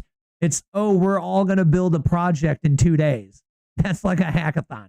Now, sometimes it is white hat hacking things, right? But not like totally like, oh, it's the pirates of the internet. Yeah. It's not hacking to steal tax return tax return information. Sometimes it might be, right? But well, that's what they're trying to say, right? Painted as like, oh, this was fiddling with your taxes, right? Yeah. So then they're gonna see your taxes. Okay, if they do, guess what? Can the IRS tell you how much in taxes you're supposed to pay? No, they can't. Yeah. That's your job. So what are you worried about if they see it? You see it. Whoever sees it. Right. And then so it's all you. So the other one he said is, that. and he also gets like positive responses where he gets engineers that are like, hey, I heard you guys had a hackathon. I want to go over. I want to work there. Like no, it's all completely fake. But that was pretty interesting. Let me see if I can. One of those things. No, it's not what it sounds like. Oh, here's the one. We're not literally hacking. It just sounded good. There's a small bit of quote unquote like hacking that happens. So the name stuck. There's a good one. I like that he has all the chapters. Ooh, I like how they got the debt counter. Yeah. When you're thinking about designing any system, and it's kind of how we got here to begin with, which is there is no feedback loop when it's the government. It's kind of like why FDR was so opposed to public sector unions, is because in the private sector, you can unionize, but if you demand too much from the company, eventually the company will just die. But the government won't. You can just demand more. You can just work less. There is no counterbalance to the unions in the public sector. It just, you can just always say yes and nothing happens. The debt just gets larger. The amount of money just goes up. And there is no force that pushes against it. So the assumption that you always have to make, and why we end up with so many of these rules around personnel, around contracts, is that there is no natural incentive structure that prevents government from doing bad things. I think like that's the kind of like dry. I mean, it's like definitely an intelligent one, bro. And it's like if you're not into that stuff, you're gonna be like, Burk, tune out. Dude, but bro, it was so interesting. Right there, that's a really good way to think of it. Basically, what he's saying is you have like teachers can teach a subject. Like some teachers can teach, a master's in business. They can teach you all about business, but them being like a CEO of a business, right? That's not for them. They're not good. Like they don't. It's not a good fit for their personality type, right? And they have no real world examples in their teaching because they just didn't do it. Yeah. What he just described to me is what it sounds like. The IRS guy. Yeah. Is we need a businessman to run the IRS, homie. And then it sounds like it was a lobbied politician or something, right? But if a businessman ran we'd be chooching. So it would be good. So not because that incentives, right? That incentives is one of the biggest things, right? On how you steer your company's culture and just drive in getting something done. The Charlie Munger quote that I've been saying a lot, bro.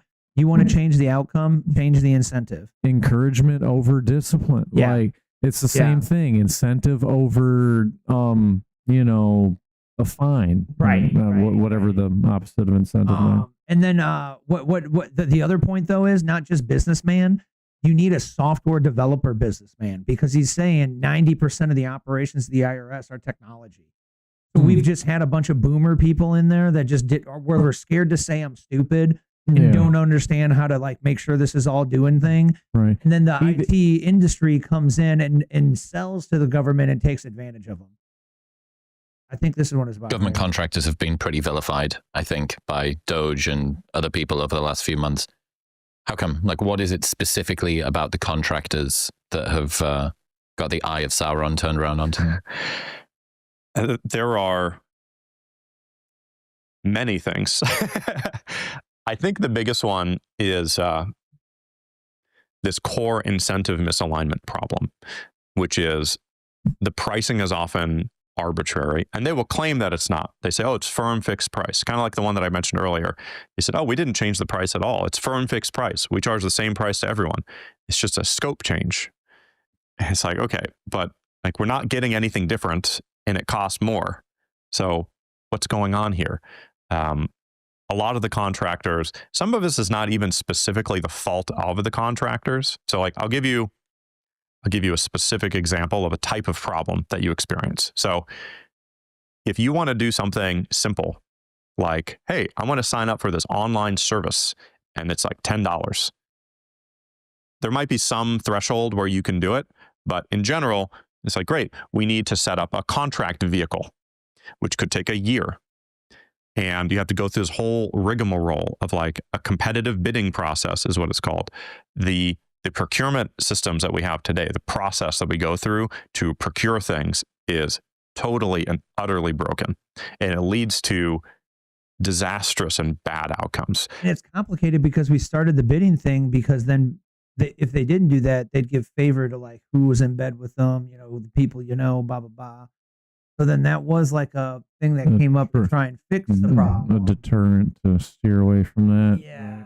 And then just created another problem anyway, kind of thing.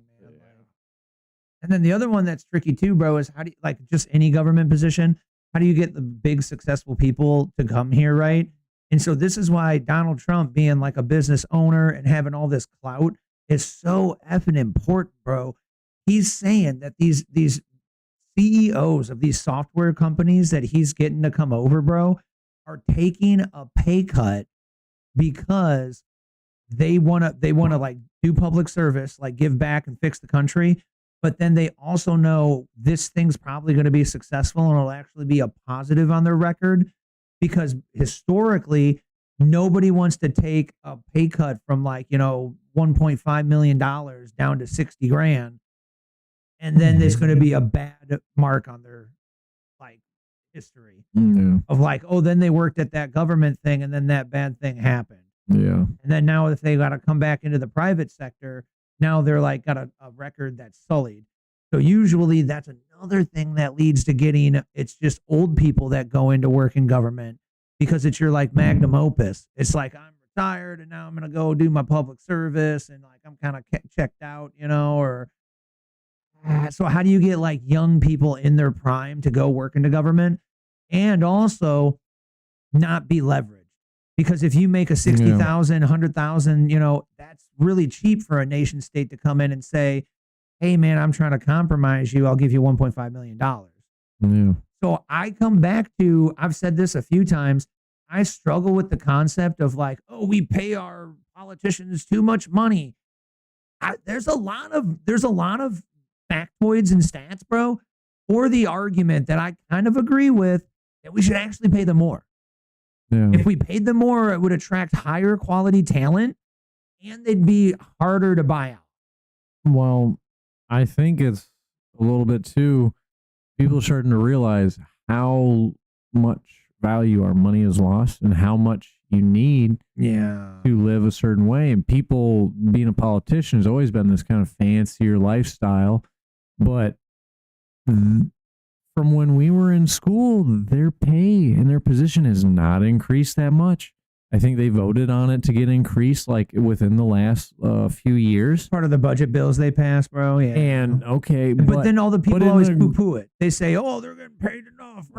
Yeah. In the greater scheme of things, there's a lot of blue collar people that make a lot more than what the base salary is in that position. So Why wouldn't they be looking for ways to make more money? Obviously, doesn't the president make the most? Everybody does. Yeah, and that's only $400,000. Yeah, yeah.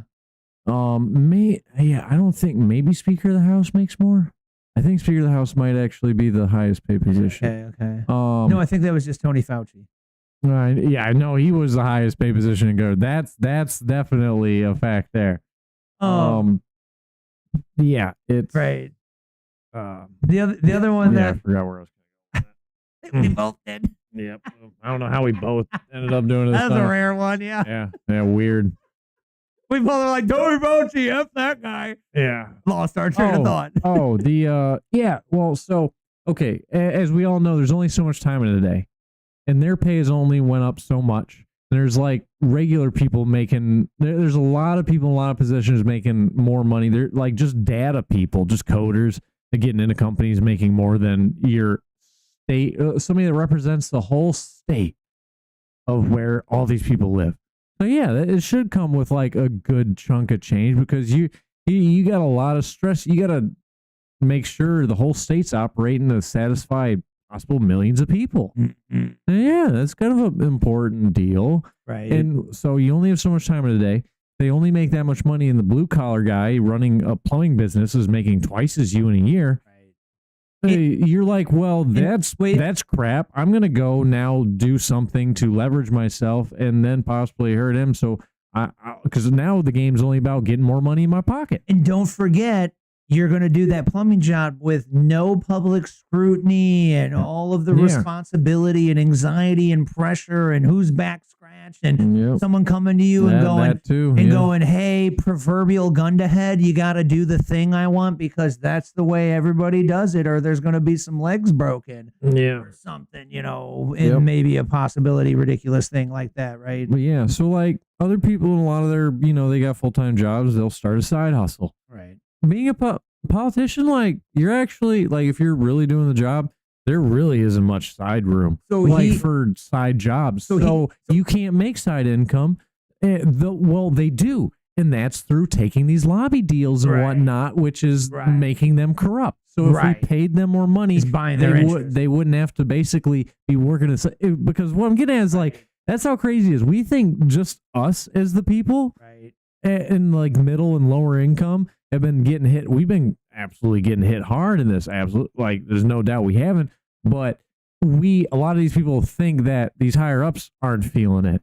Like, that is why. I mean, they don't. Sure, they have more money than us. They don't feel the same. It's a different image, but it still feels different. Yeah, it is still, in their place. They're like, oh man, like we're getting hit hard. Relative. Yeah, so they do the things to then get the extra money. So if we paid them more, then they wouldn't have to do that. Maybe.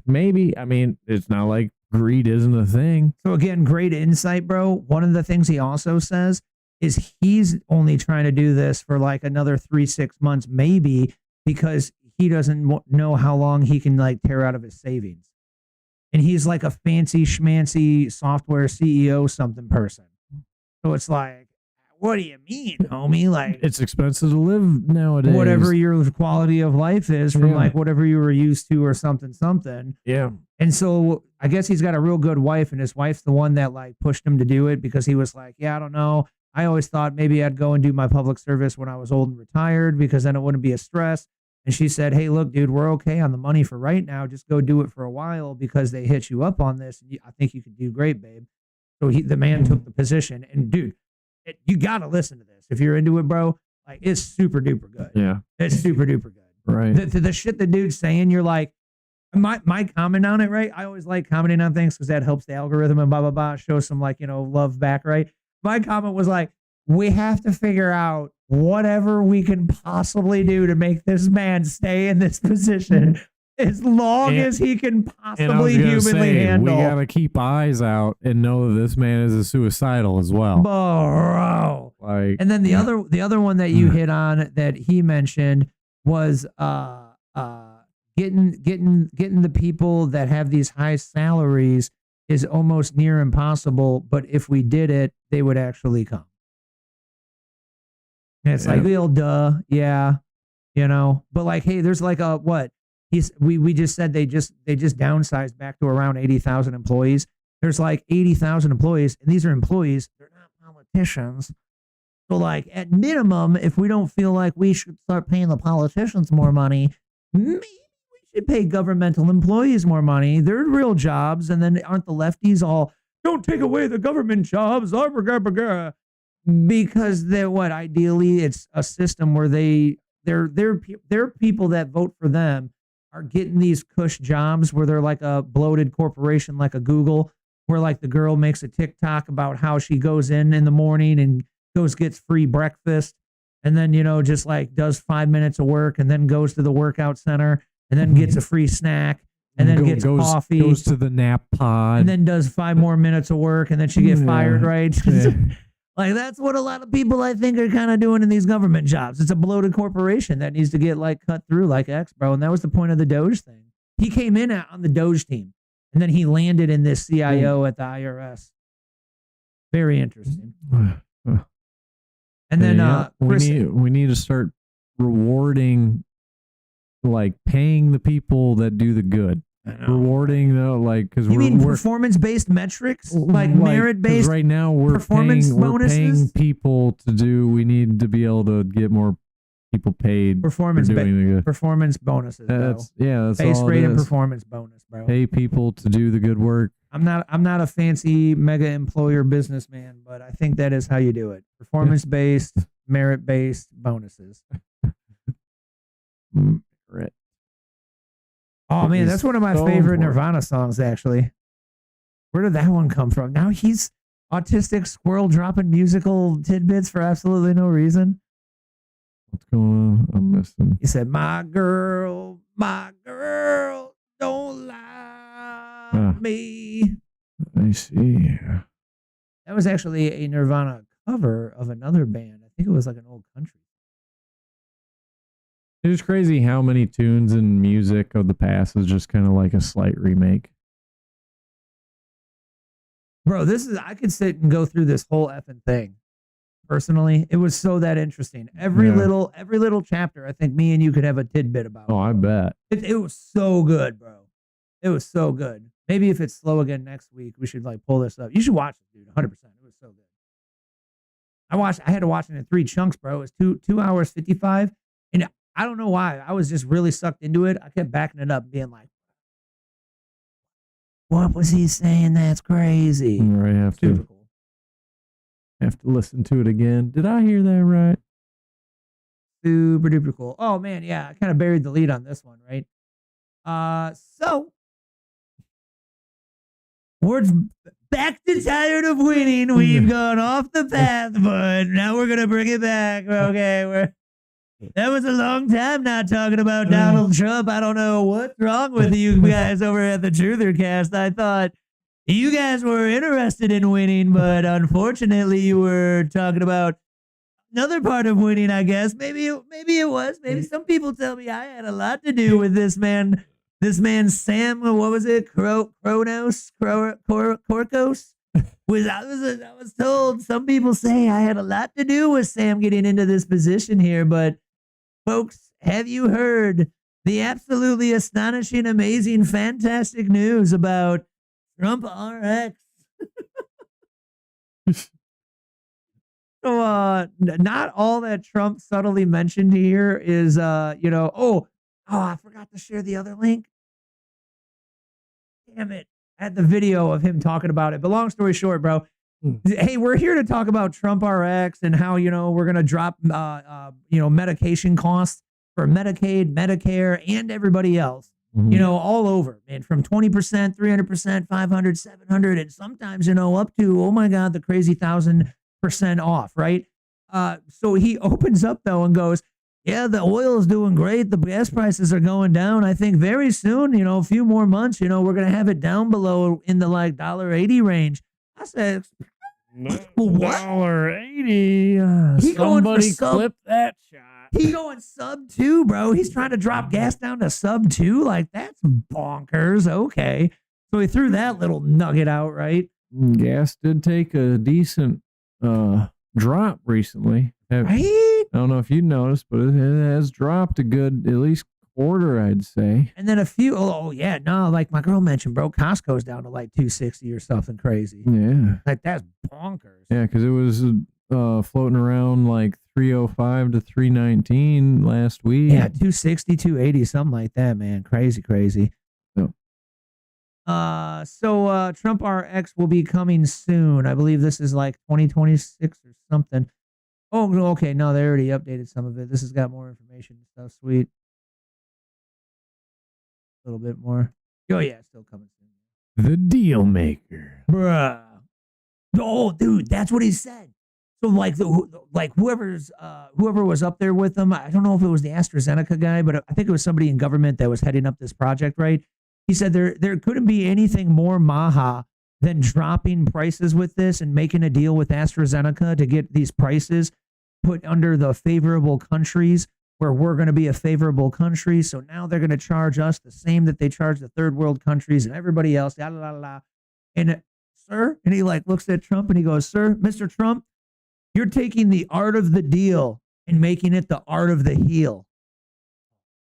You're good, bro. You was planning on how you was going to lick them boots, sir. Good job, bro. Good job, bro. I was going to say, all the leftists and Democrats that were watching that were just searing.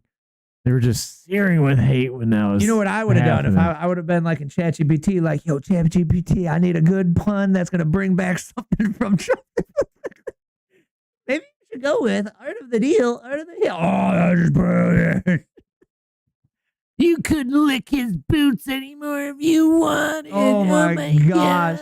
I died. I was like, dang, bro, that guy snapped on the bring back, bro. Like taking the art of the deal to the art of the heel. 100%, dog. And then, a couple honorable mentions. He was saying COPD inhalers, and then, like insulin for diabetics and blah, blah, blah is going to be dropped drastically, like a couple 100%. I believe those ones were. But yeah, dude, another giant winning that you can't just deny. All the winning. Sometimes we have even up to 1,000% of winning. Absolutely crazy. Like, okay. So, bounce it off your brain. Okay, how can it be? I mean, I feel stupid or it's just silly. How can it be like, I can understand if you have a number, say $10, and at 1,000% ROI, obviously it'd be a bigger number. But if a number in whole can only be 100% of itself. Yeah, that's not how numbers work. So how do you minus something 1,000%? That's not how numbers work. So it's 10 times less than its whole total value.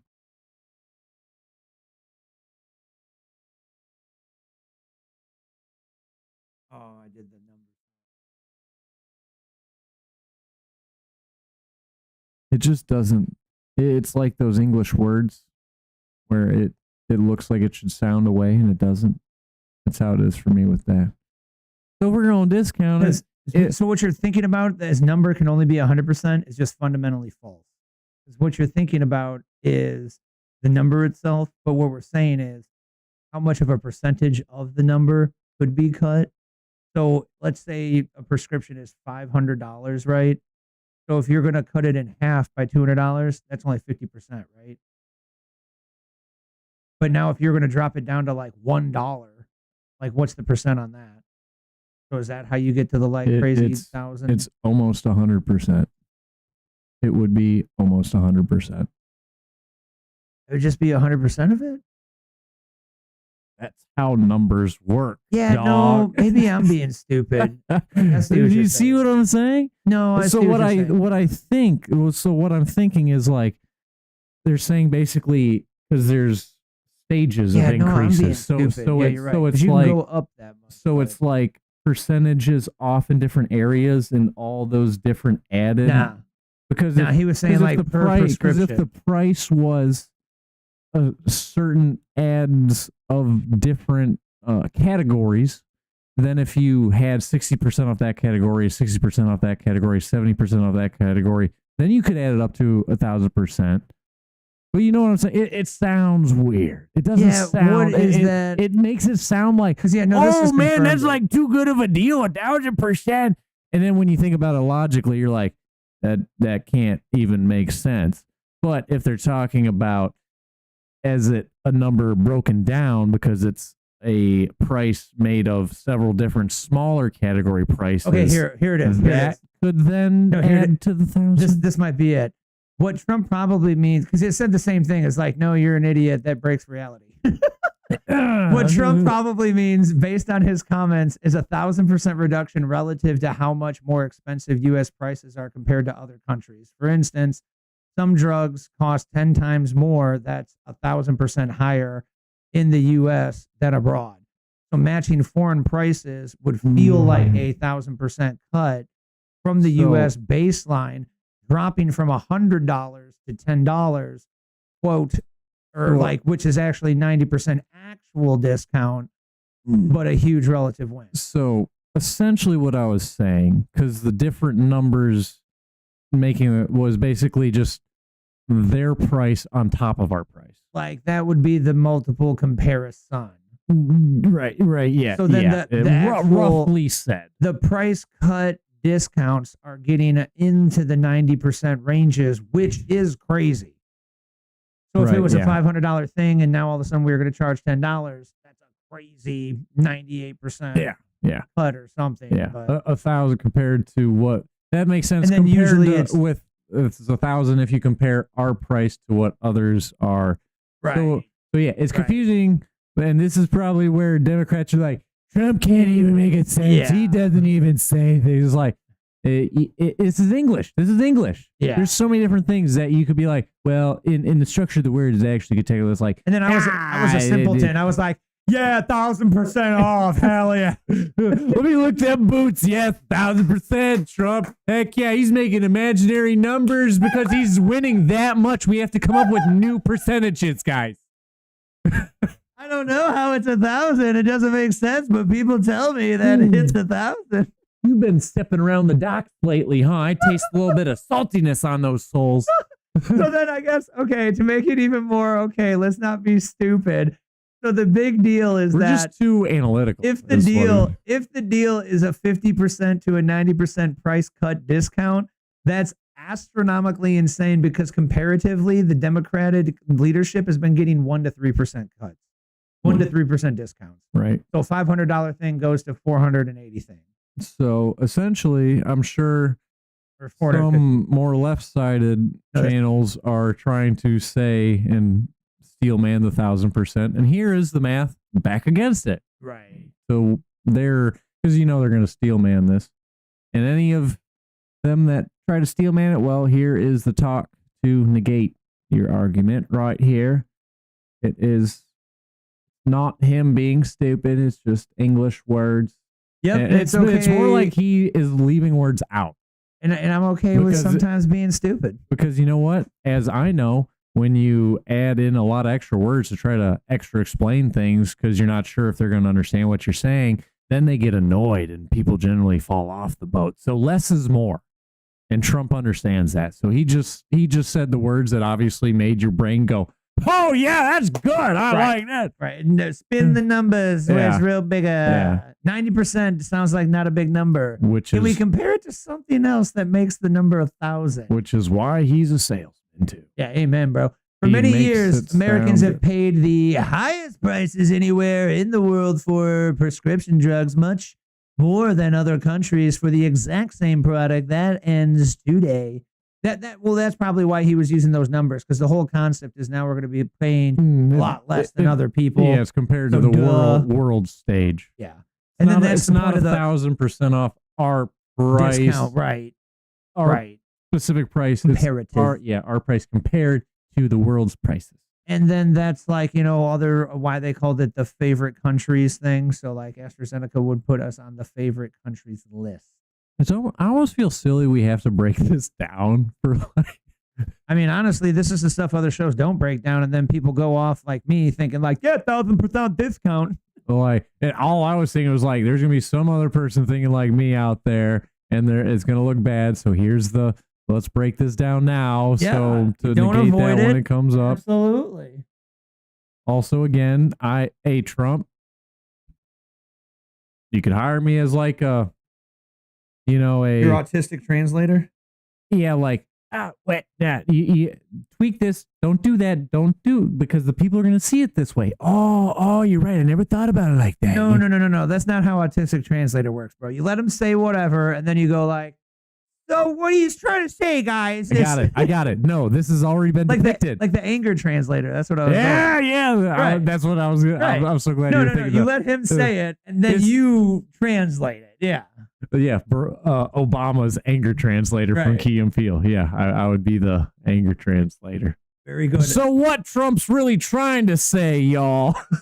I think that'd be a fun position to so fill. actually, how the math works is actually, it's a comparison with the. I know, I understand. It's not like, okay, 100% of the number. I get it. So actually, what it is if you. I believe they had a. You still haven't watched? This has just convinced me this shouldn't be a position anymore. You still just talk yourself out of it. Like, oh god, this was a horrible idea. Cancel. Yeah. No, nobody's gonna listen to this. Wait, I talk about all day of how I should stop doing that in my own life. Yeah, no, never mind. I don't want to take the job. You still haven't watched all I was thinking about is how I could pay myself an over amount and do less work. Oh, you were trying to get a government job. Yeah, Right. yeah, You still haven't watched Office Space? No. Yeah. No. That was another swing what's line that? stapler joke because that's how he mumbles. He's like, actually, sir, I was told that I could listen to my music at a reasonable volume. Like, Milton, I just asked you to turn it down a little bit. But Cindy has her music up. Like, okay, never mind, bro. Their Office Space. Those are the people from I've seen clips from the Office Space. I didn't know it was from Office Space. Right. I've seen. I love those. And the meme of the boss guy that's like, Peter. So if you could come in on Saturday, that'd be great. Is there a black person here? Was that one? You ever seen that one? No. Shit goes downstairs because somebody asked him because she had left her. She has a black purse.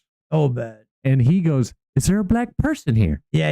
And then Linda, the black chick, is down there, and she's like, "Excuse me," and the other guy that's like having an interview with her is like, "Shit, what do you say?" He's like, they said there was a shit. There might have been a black person here. There's just a funny one. I don't think that has nothing to do with Office Space, but sure.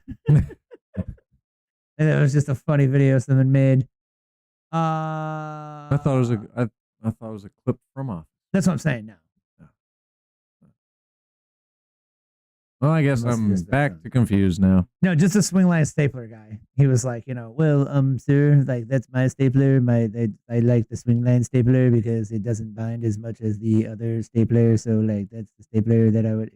So he was like a real analytically, goofball guy. But then the point of the movie is they pushed him around and they kept piddling him, and then eventually he got upset and he burned the entire office. Yeah, what happens? If you didn't hear in the news, like I was, alluding to in the opener of the show, it is official, and Tish James is now officially indicted for that thing that she exactly tried to get Trump arrested and indicted for, and that is mortgage fraud. That's weird. Very ironic. That's just so weird. Yeah. It's almost like they always are pointing the finger, whatever they're pointing the finger to somebody else saying they're doing. It's almost like that's exactly what they're doing. Hypocrisy. Every time. It's almost like they're ridiculously made out of hypocrisy, folks. It's ridiculous. It's almost like they can't not tell somebody. They want to tell somebody that they're doing it so bad. Right.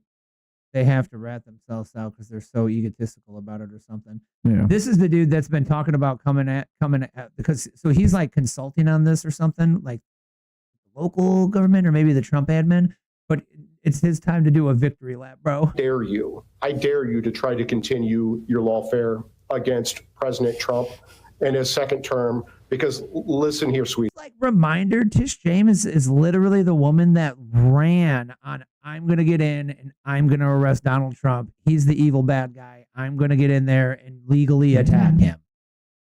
That's like premeditative, like political targeting and like weaponization of a political thingy. Like if the guy's a bad guy, maybe that would make sense. But like also that's like things have gotten a little bit out of hand in my humble opinion. Where's JB? Convicted felon. Yeah. I'm just going to keep repeating the lie so people believe it, right?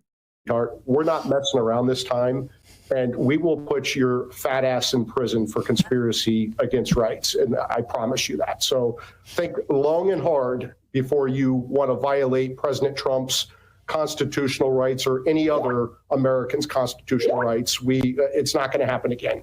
We've been warning people on the show, Mike. This isn't the same Trump administration. Stop messing around. Don't rig elections. Don't illegally vote.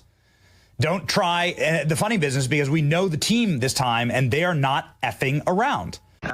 So it's going to be right. We're going to spike the football. Super awesome in my humble opinion, man. Yeah. Definitely needed. This is what we want. This is the accountability. This is the draining swamp. This is the arrest the actual deep state bad guy people. I don't know if she was technically deep state, but she was definitely somebody that was nudged and or directly put up to be the figure that would go after Donald Trump. And what's ridiculously hilarious to us is that this dumb lady didn't even think that with her record of being shady that would ever get brought up. And this is why the people that pull the top strings, bro, get these morons to be the puppet. Because like, hey, if she wins and gets him arrested, they did exactly what I was trying to do. If she don't, man, she gonna go down and burn, and I'm gonna sit back here and just have my fat cat laugh. Maybe it was, hey, we know you did this. You're gonna do something for us. I mean, and either you're gonna be successful, and hopefully you are, because if you're not, well, it wasn't us. And then, well, and maybe a little if you get caught, we'll help you out or something. Like we'll get you out of it. Don't worry. Maybe, but that's what I think they did with the FTX guy. Or it's like you got an opportunity to make it happen. If you don't, well, now then it's going to happen to you, and that's what I think they did with Sam. You can't speak out against us, right? Because you're going to be behind bars. Blackmail, right? Yeah. That's what I think they did with Sam Bankman-Fried, bro, where his mom was working for the DNC for decades as like she was a lawyer lady. She quits like 3 months before the whole FTX thing goes down. He has the now to this day largest Ponzi scheme ever in United States history. And he was the number 2 largest donor to the Democratic National Committee for the Joe Biden campaign. Then he goes to jail. Then he gets his sentence shortened. Then he gets a lighter jail to be in. So I literally think that woman sold her son out for the system, bro. And she probably didn't have a choice. They were like, so probably, hey man, this kid's kind of smart. We're going to use him. We're going to have him put up a crypto fund thingy. We're going to get a bunch of illegal money and fund it right into the DNC, bro. And he's going to go to jail, but we'll make sure it's all good and everything. We've taken care of you, so you're going to do this for us. Like I 100% think mafioso thing happened like that, man. Yeah, definitely could have. That's too many correlations. I mean, organized crime moved from the streets to the government a while back. That's where I always say that's why Illinois is so corrupt, because this was one of the largest or second largest mafias in the entire United States, and they all turned into deep state radical leftist politicians. And I mean, they're not even just leftists; it's just deep state bad guys, the elite, the uni party. Yep. So, Mr. Gavin Newsom said, those fires were getting started because of climate change, right? Yeah. What was it that the Palisades fires, right? Yeah. So remember when he was like, in front of the big fire, and he was like, really saying like, well, what all happened here? It's all, climate change. So things are getting hotter, and gotta stop climate change. It couldn't possibly be any of my horrible policies. It definitely couldn't be radical leftists starting fires. That's bonkers, right? Yeah, never. No, it couldn't possibly be what actually happened. And then we actually find out that that's precisely what happened, because we literally have a left-wing eco-terrorist now officially arrested. Allegedly, something was proven somehow. I don't know the details of it, but it was literally proven that this person started the Palisades fires, bro. Like, that's crazy. Absolutely bonkers. And here you can see some of the images. According to his Facebook page, he's a big-time Democrat and somebody who, is very leftist in his worldview and hates President Trump, like really hates Donald Trump, loves the left, and attacks President Trump as a racist and loves Kamala Harris. Interesting. And did he set these fires? You have to ask, like, did he set the fires for political purposes? Here's just like one screenshot of his Facebook. Dude, another crazy person that just got nudged in a weird direction or something, man. Like, what the flip, dude? Say the man responsible for the catastrophe asked ChatGPT to create a dystopian image that shows a forest burning and people running from it. Wow. Feds say that he maliciously started the fire. We said this at the time. You can go back and You can go back, man. A lot of us were already talking about these things not starting naturally, and someone started them. There was speculative evidence or logic-based, common sense evidence, I guess you could say. But then also, like, Trump was, blasting Newsom in the first term, and he brought it up during the Palisades fires. He literally was telling the governor of Newsom and the state of California themselves that they likely would have this problem because they were being too overly, tree hugger, ecological scaredy pants, where they weren't doing the raking of the forests and stuff like that. And Trump had cited something about he was over in, I think it was Sweden or something, and he was like, over in Sweden, they do the raking of the forests, and that's a big thing they do over there. That's how they prevent the forest fires and and everything. And he literally called it in the first term, and then it happened. And then if you have these things, whenever a fire thing happens, then it's gonna just go off the rails crazy, really easy peasy. So all it takes is one nut job to start a fire, and it took out the whole Palisades. God bless, bro. What? Or maybe there was other people involved. Who knows? And you can't track it all down. But either way, Smokey the Bear is highly disappointed in you. It sounds like climate change again. Same. So we have to rebuild climate change again with science. We have to build with climate reality in mind. And this is the reality, the new reality of extremes, extreme heat, extreme drought. You have droughts and rain bombs. You have flooding at the same time you're dealing with droughts, all happening concurrently. There's a new reality, the world we're living in. And if you're not believing science, you have to believe your own eyes, your own lived experience. We have to wake up to this reality. We cannot be in denial about what's going on with Mother Nature. I'm proud of the professionalism and dedication. Did he just throw out a word salad? Nothing he said meant anything. Am I just biased? Maybe a little bit. Because I mean, bro, listen, he's roughly. Fire, drought, water bombs, rains.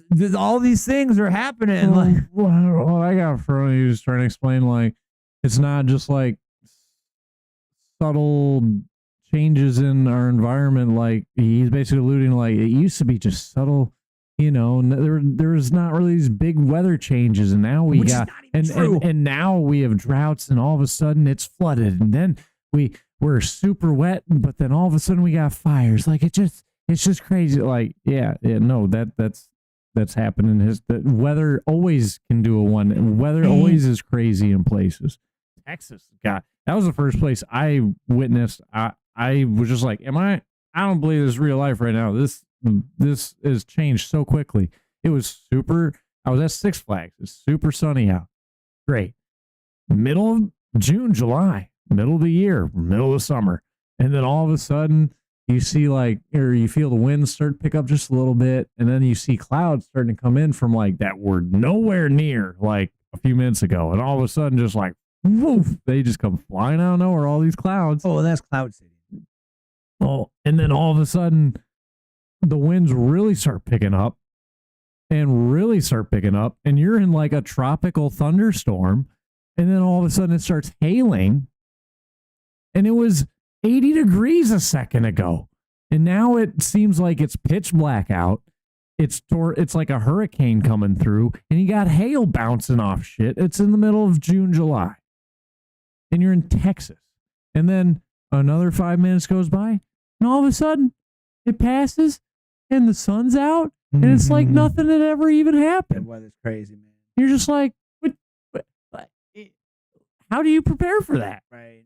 Imagine if you're just a settler out in the past. Right. There wouldn't be you could probably see out to the horizon. You were purposely looking at the horizon more to pay attention for that. But still crazy. You got to plan fast. That's the thing that we all be prepared because take for granted in society is the comprehension of understanding weather and being prepared for it. Well, what all we have in place that we've built up. Right.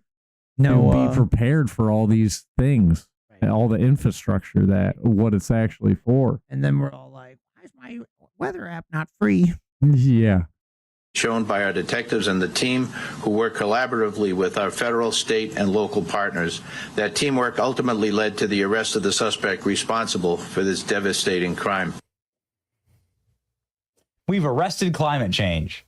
Gavin Newsom. We've arrested climate change. Hey, when climate change is just messing you up that bad, you got to lock it up. You got to prosecute it.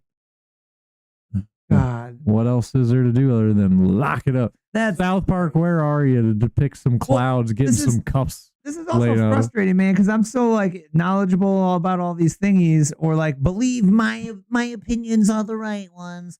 So when that happened, bro, we were already talking about, this looks like an arson. I bet you it was some radical leftist that actually lit this all on fire, which doesn't make sense, but it makes sense because if you know they're crazy and you follow this thing, that's what they do. And then everybody everybody argued with me. Oh, that's kind of crazy. That's tinfoil stuff. Yeah. Fast forward, bro. Conspiracy fact. Conspiracy fact. Look who was telling you again. Conspiracy fact, bro. Just like Benny said, you can probably look back and see we're talking about it because we probably covered Benny Johnson saying it. Yeah. But yeah, man, screw that guy, man. Lighting up everybody's home in the Palisades. And then, if you wanted to put your big boy tinfoil hat on, one would say he was probably nudged by somebody that was going to benefit from the whole thing being burnt down and boo-ba-doo. Who knows? Maybe, that's getting a little bit crazy. That's getting a little speculative. Maybe the property developers. The people that want to put all that.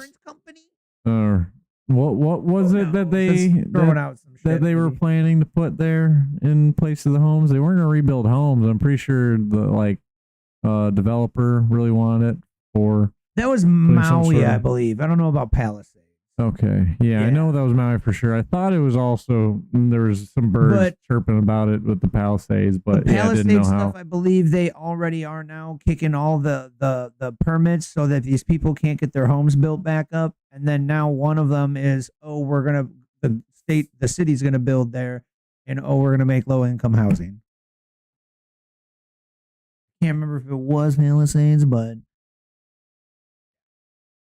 I feel like Palisades and low income just can't be put together. Well, that's what sounds ignorant, right? So they just burnt all the rich people out? I don't know. I feel like every place technically has their ghetto. They're beat up corner of said place. Well, you got to have workers. It just looks different. We got to have workers around, right? Scottsdale, Arizona, the Longhorn Steakhouse at the end of the strip is probably their ghetto, right? Because it's not a $200 steak, Right. Yeah. Yeah. $1 million home. I'm the poor one. Same everywhere, just different lenses. It's all relatable, just perspective and relative. Scenario. So I didn't see this coming, but apparently it's a real Donald Trump bootlegger episode again. You didn't see it coming. You didn't have your glasses on? How come you didn't see it coming? I forgot to look in the mirror. So I love the old throwback baby Trumps where he says shit that's like, bro, dude ain't changed a bit.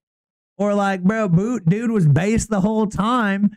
And then what did change? Because this clip we got here, folks, is amazing baby OG Donald Trump in a clip where you've probably seen this if you're into all this shit. I don't know. I feel like you are very relatable to Bobby and Ricky Bobby and Talladega Nights. Sweet baby Jesus. He's not. He also became a grown man. You don't have to refer to him as a baby the whole time. 6 ounce baby. Look, I'm the one Baby that brings Trump. money in. Look at baby Trump. He's a grown man. This is a grown man. But he's like 70 now. So like, God bless. Oh, This he like was 40 a baby at a point. Like 40 years He's ago. probably like 30 here. What you call this is baby face. Yeah, but you get the fun I had to have with that. So, what he says here is wild because she asks him why he doesn't want to be in politics. He tells you the answer, and then something flipped, and then he had to do it, and then the media tries to say, "Oh my God, well, this is just how the world works, man."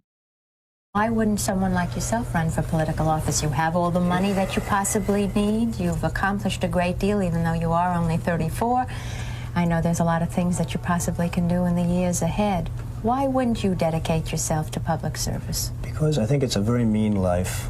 I would love and I would dedicate my life to this country, but I see it as being a mean life, and I also see it as somebody with strong views and somebody with the kind of views that are maybe a little bit unpopular, which may be right, but may be unpopular, wouldn't necessarily have a chance of getting elected against somebody with no great brain but a big smile. And that's a sad commentary for the political process.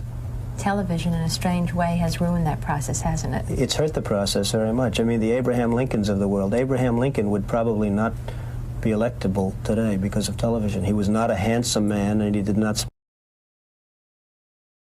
Very interesting, in my humble opinion. This is literally 40 years ago. He's like 74. He's thought about things. He's thought things through. He understands how these things work. 34. That's crazy. Yeah, 34. I was right. 30s. That's right. I was right 40 years ago. So I was worried that was going to be him at like 21. Like, sheesh, man. What a established gentleman to be 21. But that makes sense. Yeah, 34. Still, man, 35 ain't crazy old, right? He 40 more years on it, and he's still kicking dog. Like, God bless. That's 3 more. But I thought this was 2 more of experience than I got right now. Wildly interesting because this was before he got into television media that he just said, like, oh, it kind of ruined that for thing, right? And then also before he became the flipping president, where he said, I don't want to get into politics. It's a real mean thing. It's like insinuating that he's not into being mean yet. Yeah. So like he's more young man, naive business owner, not being too mean, just tough businessman perhaps, because he was semi-successful at this point already. Well, bro, and I don't think he's mean. He's just firm in his ways that he runs his business practices. But now, what was he popular for? What we call them are mean tweets. Yeah, right, yeah. And so he was like gearing up for getting mean to jump into politics. And then what does he do when he runs for politics for 2016? 50 shift, Sleepy Joe, Crooked Hillary. I think just the years just chipped away at it. He had a shield up for a while, and the years of nothing getting done just chipped away. He's like, you know what? Right. The F's I had to, give are and gone. Be nice or stay out of it. Yeah, and now I'm gonna be. You can't not be a little bit mean with how they have treated the American people and us. So it's hard to not be like a little mean back. It's more just like brass. And then back to the brash. Back to the classic saying of you can't beat them, join them. Yeah. So you got to take it down from the inside, bruh. That's another one when I started like, oh my God, Trump's going in the whole media arm and the deep state, media systems against him. I must be for him then, just out of automatic opposites. That's where I realized, you know what? My younger belief of being more anarchist or like, oh, I'm checked out. I don't do politics or none of that. Nah, dude, you can't fix the system from the outside if you don't partake. You do need to get in there and change an effing system or tear it down if that's your goal or something, man. I think the way he has seen this position and is seeing it is how, like, when companies are they're failing, and they're like, yo, we gotta hire somebody to come in here and turn this thing around.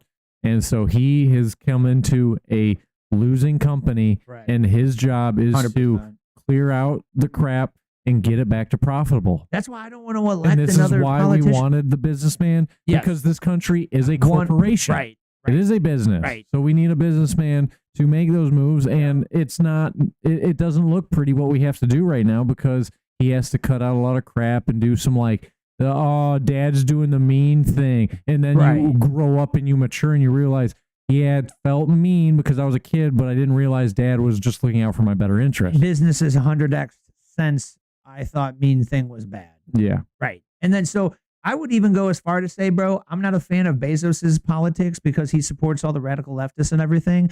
But I'd be more, okay, at least we lost to the Jeff Bezos running for president than another stupid deep state politician that has never run on a gigantic company and doesn't know how to trim fat and then produce merit-based, production. Yeah. Things. The only thing Kamala knew how to do was put glass back. No, she knew another thing. Oh, yep. Sure did. She knew how to wear knee pads. I was trying to think of the lightest euphemism. And I'm over here. She was just throwing it back. That's pretty light. That's pretty light. Throwing what's back?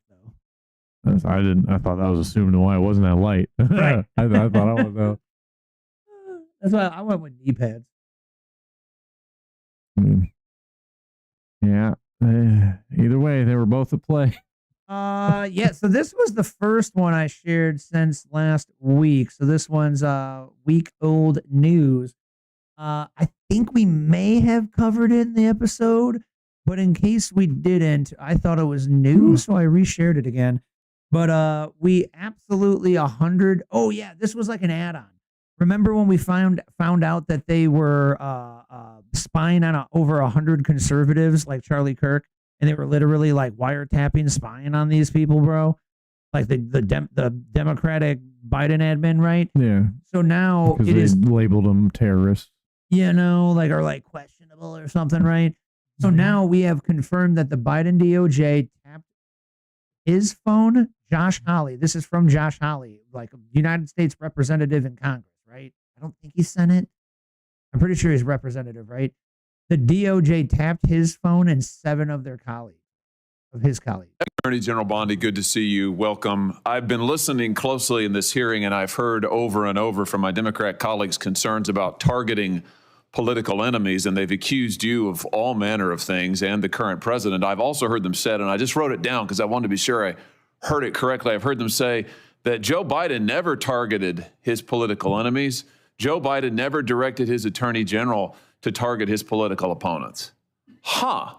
That's interesting, because I could have sworn that yesterday we learned that the FBI tapped my phone.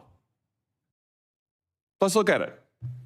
We've got a list. Tapped my phone, tapped Lindsey Graham's phone, tapped Marsha Blackburn's phone, tapped 5 other phones of United States senators. That's insane. Okay. Gee, it sure looks like targeting political opponents to me, and yet I haven't heard a word from that side of the dais about any concern whatsoever. We've got nothing but concerns today, but no concern at all for a Justice Department that is tapping the phones of sitting United States senators because who knows why. They don't like them. They're members of the opposition party. They're Republicans. They're conservatives. You've seen this document, Attorney General Bondi. What was going on? And then where's the actual evidence that it was even justified, bro? Like they should have to like somebody needs to get punished if you get something wrong. If it was justifiable. Like you can't just willy-nilly be like, everybody's a Russia spy, so we're gonna spy on everybody. Yeah. Then you can use that to your advantage, like he's saying, to just target an enemy or something. On here, who ordered this? Who ordered the tapping of the phones of United States senators? Senator Hawley, I cannot discuss the details of that right now for very good reason. You're going to do a thorough investigation into this, I trust. Is that correct? We will be looking at all aspects of this, and I have talked to Director Patel at length about this. And you're going to figure out who was involved in this, who signed off on it, who knew about it. You're going to get to the bottom of all of it. Is it correct? Yes, and I've spoken to Director Patel about it, and he is committed to doing this. Well, I can tell. Amen. This Pam Bondi chick better produce, man, because she's got two X's on the record right now, and 3 strikes and you're like out, right, in the regular books, bro. So like, she better get her P's and Q's together, dog, because she got a long road left ahead. 3 years more, man. God dang. But that sounded like, hey, I can't really comment on this yet because there's some legal work going together, and I don't want to mess the case up. AKA ongoing investigation happening, and I can't talk about it, bro. And then freaking headline last week was Joe Biden's going in for the chemo or the cancer treatment or something on whatever cancer he has. But that dude's a roasted potato already, dog. So like getting him in trouble is useless. So I hope to God we don't do some stupid like, oh, we're going to attack him to try and complete the justice loop. It needs to be everybody else that was involved that just did whatever he's, they said, or people that were doing shit behind his back that did this, like we don't even believe Joe Biden was running the thing, bro. So he better not be the target, and it better be the deep state, politicians that are doing the dirty work here, man. That's get some justice, bro. Whether it's fines or jail time, whatever is in due process of court figured out for them. I very much hope that happens. Yeah, something needs to happen. We need to hear some names and that some actions being had. But yeah, I like the Josh Hawley. He's pretty damn good. He's been good for the last Yeah, no, he's been out there swinging for us, dude. And then that's all I got for you, man. Yeah, we putting a real starting to get into the pumpkin patch. This was such a banger thumbnail. I just why is his one eye like it almost looks like he got stung by a bee on the one eyelid? Yeah, he's missing an eye, bro. Not perfect. It's a quick AI. AI is not. It's a quick but AI. But banger enough, bro. That's good enough for me. One heck of a helping hand. They got Hillary bowing to him. Pretty good to match the title. I felt it was like she was sick to her stomach. Right. It's definitely like she's sick, sad, but then I like that it goes with like Hillary bows to Trump. Oh, that was funny. Hey, I cracked myself up. Good job there. When nobody else can do the job, sometimes you got to do it yourself. Oh, shit. I mean, why else would I keep doing the job, eh? Nothing like doing it yourself. Well, we got 105 subscribers now, so that's pretty cool, man. Followers, yeah. So if you and slowly are out there in listener land and you haven't hit the follow button yet, I would humbly ask that you perhaps consider making a Rumble account. Just signing up with your Google, because the Google will make it easy. You don't need to remember another username and password. If you don't have a Google, just make up another username and password. Just do what you usually do and use the same exact password for all of the other things that you usually do so you don't forget it. Or make a different one and save it in your Google Passwords thingy. But make sure to make a Rumble account so you can hit the like button for us, hit the follows, and then if you would like, you could even use your Rumble account to log into the supporters world. So you hit the join, and then it opens up the locals feed. You can hit support. It'll open it up for you, and you can help keep the lights on here with, like a very, very tiny, like membership, and join the Truther tribe. And, you could get into the Primo squad. If you want a little bit of a discount cut, if you don't want to pay the full price, you could save a few bucks by using the code BetterNewsFeed. That, will save you a few dollars. Don't forget about sharing the show to not be a hoe, like Mr. Dan's favorite free way to help out around here. You got a computer, sign up.toleratetech.com in the description box down below. Sharing is caring. Show some love. Hit that like button if you haven't already. If we brought you at least a small nugget of giggles or realization, ease of mind.